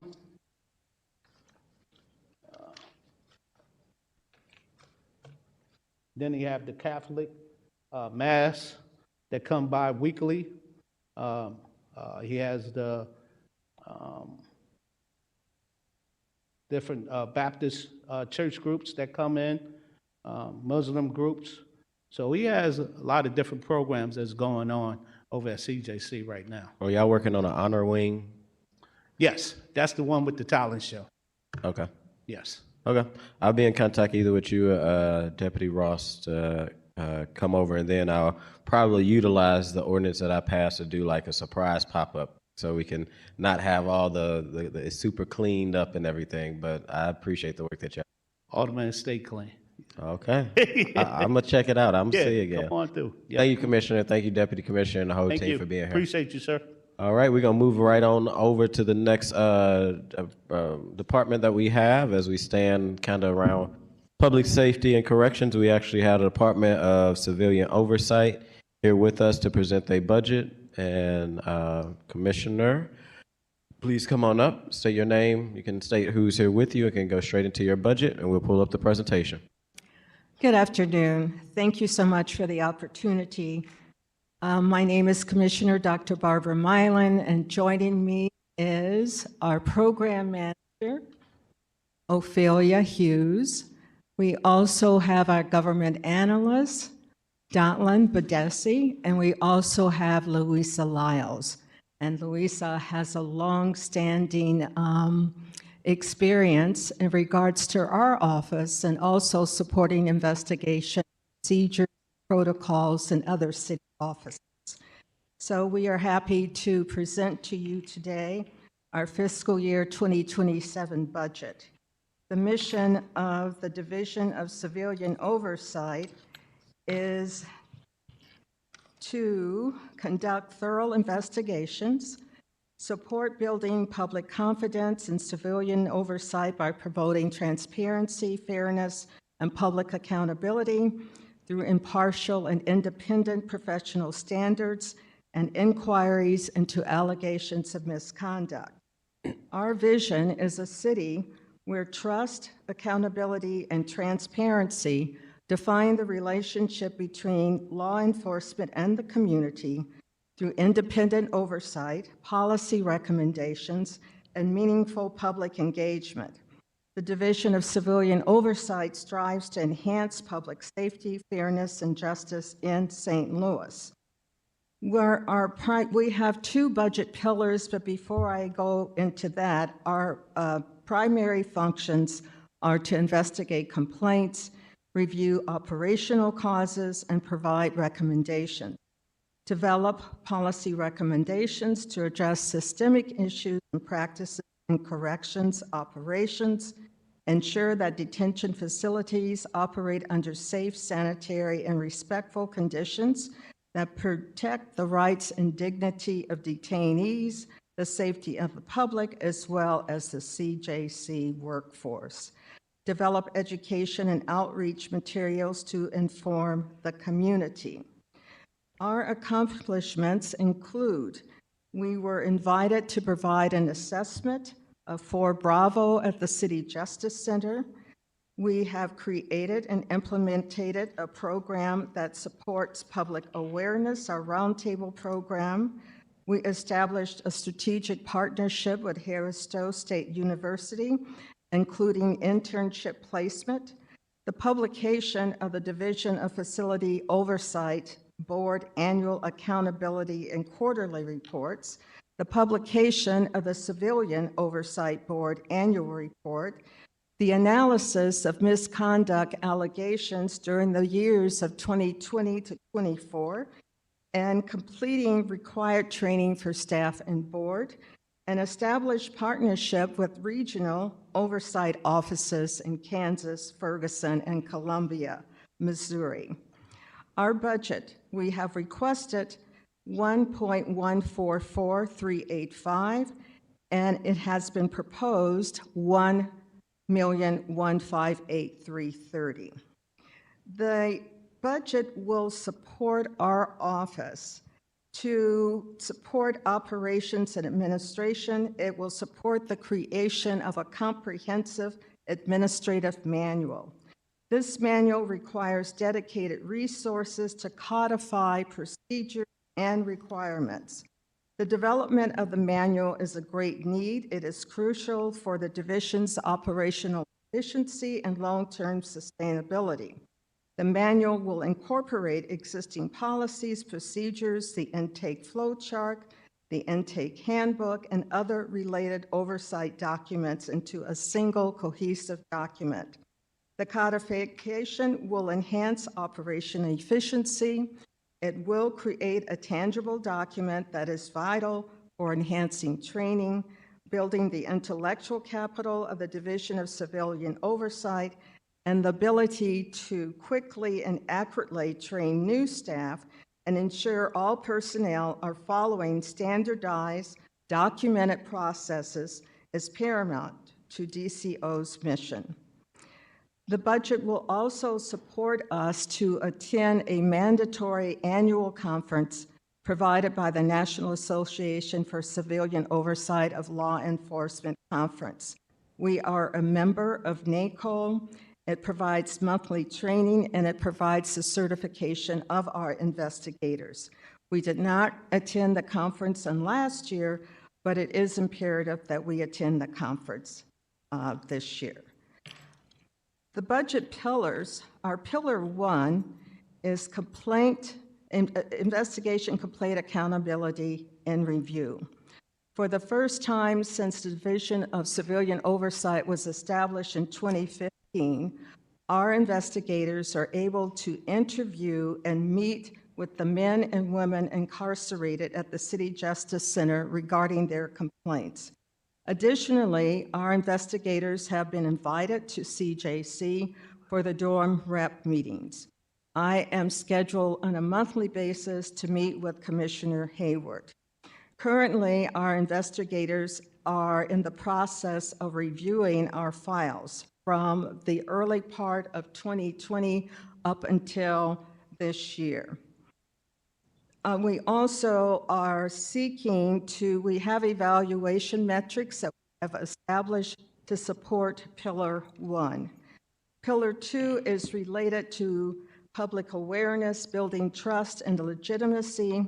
The strategy outlines a comprehensive community outreach plan, which is responsible for investigating complaints against corrections personnel. The primary goal is to build and maintain public trust, to ensure accessibility to the complaint process, to foster productive relationships with diverse community stakeholders, and effective outreach is essential for increasing transparency and encouraging the reporting of misconduct. We are in the process now of updating our brochure with assistance from one of our detention facilities oversight board members and also involving our staff. We are also looking at other updates as it relates to our display banner and, yes, our display board and our display banner. I am happy to respond to questions that you may have. Thank you, Commissioner. I will say, if you and your team can send over the PowerPoint, I think the PowerPoint you sent to us was the FY26 budget one instead of the FY27.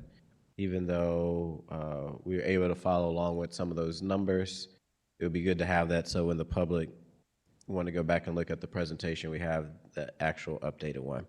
Starting in order of seniority, I'll start with Alderman Browning. Thank you. Let me start by saying I think civilian oversight is a very important role. It is necessary to have independent and people-oriented oversight on any position of power. And for many positions of power, that's the voters. But for the police, and our detention facilities, those are not elected officials. And so we need to have an additional way to make sure that any complaints are properly investigated and really fleshed out so that everyone has their rights protected and really make sure that we are treating people with the respect they deserve. My question is, the latest state takeover law for the police essentially made civilian oversight in the city it's essentially blocked oversight in the city and said that the new Board of Police Commissioners is that oversight. How are you operating in light of that new law? Well, thank you for the question. I will say that two things happened besides the state taking over the police department, is that our volunteer board, the Civilian Oversight Board, has reached out to the state board on several occasions and has not received any response. One of the requests that I know that our chairperson made was just the possibility of meeting with that board to introduce the Civilian Oversight Board. So as you have pointed out, Alderperson, it is imperative that there is oversight. We have provided an analysis of misconduct that goes over several different years. And the trends are going up in terms of misconduct instead of going down. Our board was scheduled to hear the presentations by the investigators regarding the complaints, and that was when we had the change related to the state taking over the police department.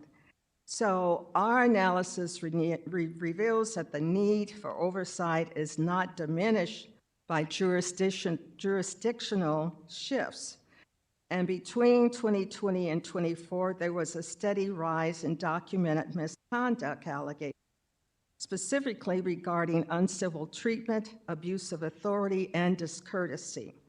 The evidence is of grave concerns. Of these three categories alone, account for nearly 40% of all the complaints. The likelihood of future incidents indicate a moderate to high likelihood of misconduct. So while direct investigations are not able to occur, we still must have indirect oversight. We have a board of volunteers who are continuing to meet in spite of the fact that we really don't have a relationship with police. Now, I have to say, before the state took over, we were able to meet with SLMPD on a monthly basis. That was very important as a commissioner and new to the city and to this role for us to establish that relationship with SLMPD. We even had Chief Tracy attend one of our programs along with other hierarchical representatives of SLMPD. So we think that expanding the scope of public safety is important. We need to be addressing root causes, and we also need to support information to the public as well. Thank you for that. And I think I'd just add to that and say that this state law, which I hope will be found invalid and unconstitutional, it is just another example of how it flies in the face of justice and public safety in our city when the Board of Police Commissioners, which is itself stated that they're basically there to approve what the police ask for, to give them what they need, but also just to not question them at all. And it's laughable. It's not funny, but it's laughable that they think that board would be capable of being able to properly do oversight, especially with the blatant conflicts of interest some of them have. So I hope that the work that your board does can continue to proceed. It's good that you continue to collect records in the meantime of the complaints and the issues where people may have had incidents of disrespect or harm being done to them, and hopefully we proceed in this case and are able to have some accountability in the future. Thank you. That's all my questions. Thank you. Are there other questions? Alderwoman Saunier?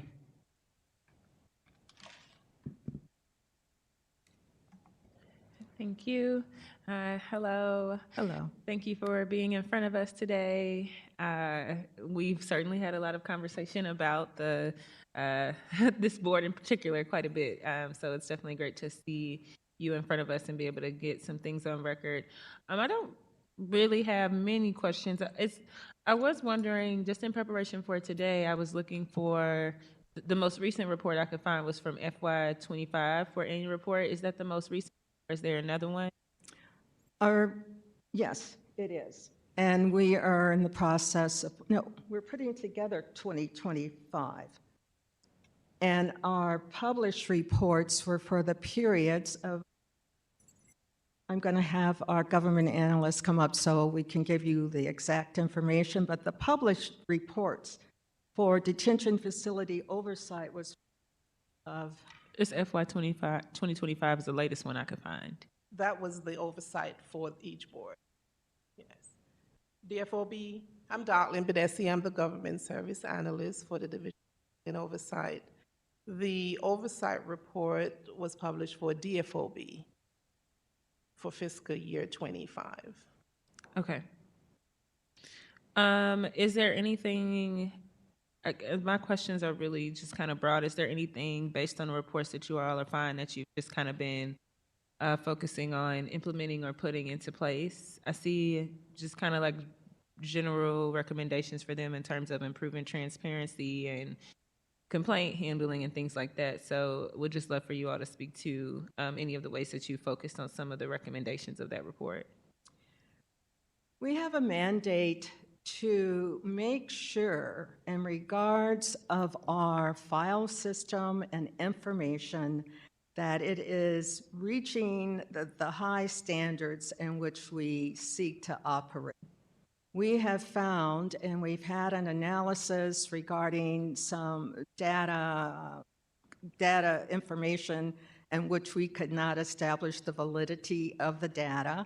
We also are seeking to make sure in terms of the procedures in which the investigations operate that all of that information is in writing, that it is up to date, and that it is in our file system.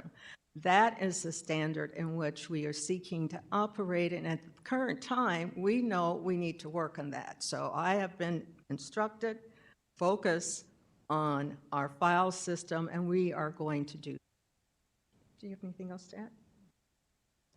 I think that was really my only core question, so thank you. Okay, thank you. Thank you for the opportunity. I love my job. We're doing good work. We are absolutely thrilled that the City Justice Center doors have been opened for our investigation, and you will be hearing more as we proceed. Thank you. Thank you, Commissioner. I was just going to end it by echoing, one, it looks like your budget, if anything, is pretty, actually you requested less. You got a little bit more, probably some just errors in salaries. It looks like mainly everything from, that looks to be the difference mainly in the salary range.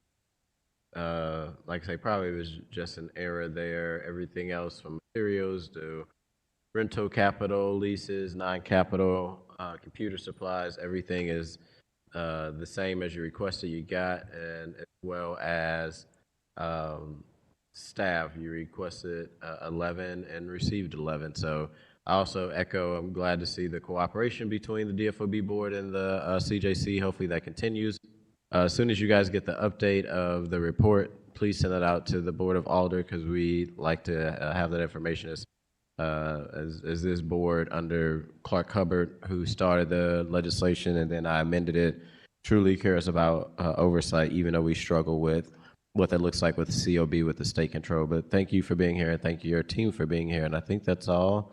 Thank you. Thank you. With that, I'll take a recess until 2 p.m. Take a motion.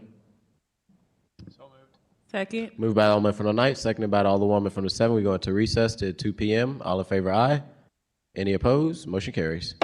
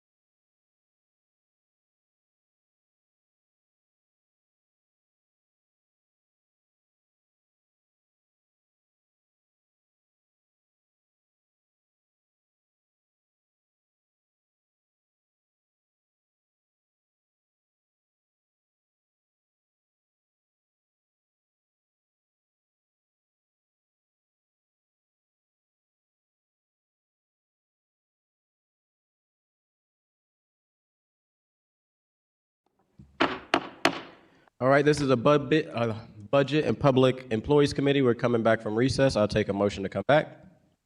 Second. Moved by the Alderman from the 9th, seconded by the Alderman from the 7th. All in favor, aye. Aye. Those opposed? Motion carried. We're back from recess, and the last item of the day will be the License Collector Office, which we have Honorable Mavis Thompson Esquire here in front of us. Thank you for being here, License Collector. Please present your budget whenever. Thank you, Mr. Chairman, and also committee people, members, not committee people, but committee members, all right? And so it's just a privilege to serve as the license collector for the city of St. Louis. I have with me today Lee Goodman, who's our chief legal counsel and deputy, as well as Linnell Johnson, our assistant deputy. Okay. The license, if you don't mind, Mr. Chair, I'd like to do an opening statement. And so the License Collector's Office is authorized by Missouri state statutes as a county office in a city not within a county. And we are instructed to license businesses that operate in the city of St. Louis. Accordingly, we are a fee-based, revenue-generating office that is not funded through the city's budget. Our fiscal year runs from June 1st to May 31st. In the last fiscal year, from June 2024 to May 2025, we collected $74,729,181 and distributed $72,283,5,100 to the city of St. Louis and various entities as directed by not only the Missouri state statutes, but also the city ordinance. And so, Mr. Chairman, you provided us with some questions, and I'll go over those. I think it's about 3 or 4 of them. Yes, ma'am.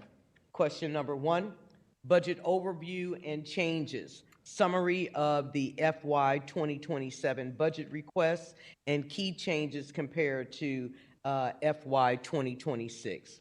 As stated in my opening statement, the License Collector's Office has no budget request for the city and appears before the Budget Committee to offer a picture of our yearly revenue projections and to assist the city in the preparation of their budget. Primary cost drivers, major factors contributing to increases or decreases of the budget. Our response. Major factors contributing to the increases or decreases in our budget are driven by the rise or fall of the number of businesses in the city. And so on any given day, you can have just as many going out of business as coming in as new businesses. Question number 3, staffing and operational capacities. Our current staffing levels, vacancies, or it says current staffing levels, vacancies, and any proposed changes. Our response. Our staffing is at a manageable level to operate sufficiently to serve the city's tax-paying business community. Question number 4, priorities and service impact. Key priorities for FY 2027. Our response. Presently, our key priority is working through the current migration of City Hall's new automated database, as well as the software operation system such as CityWorks and PayIt. And B, how the proposed budget supports these priorities. Our response. Our budget supports the hiring of our own in-house consultant who provides reasonable expectations for our operations for the upcoming year. And so we have to hire a in-house IT consultant. And question number 3, part to that is any anticipated service impacts based on funding levels?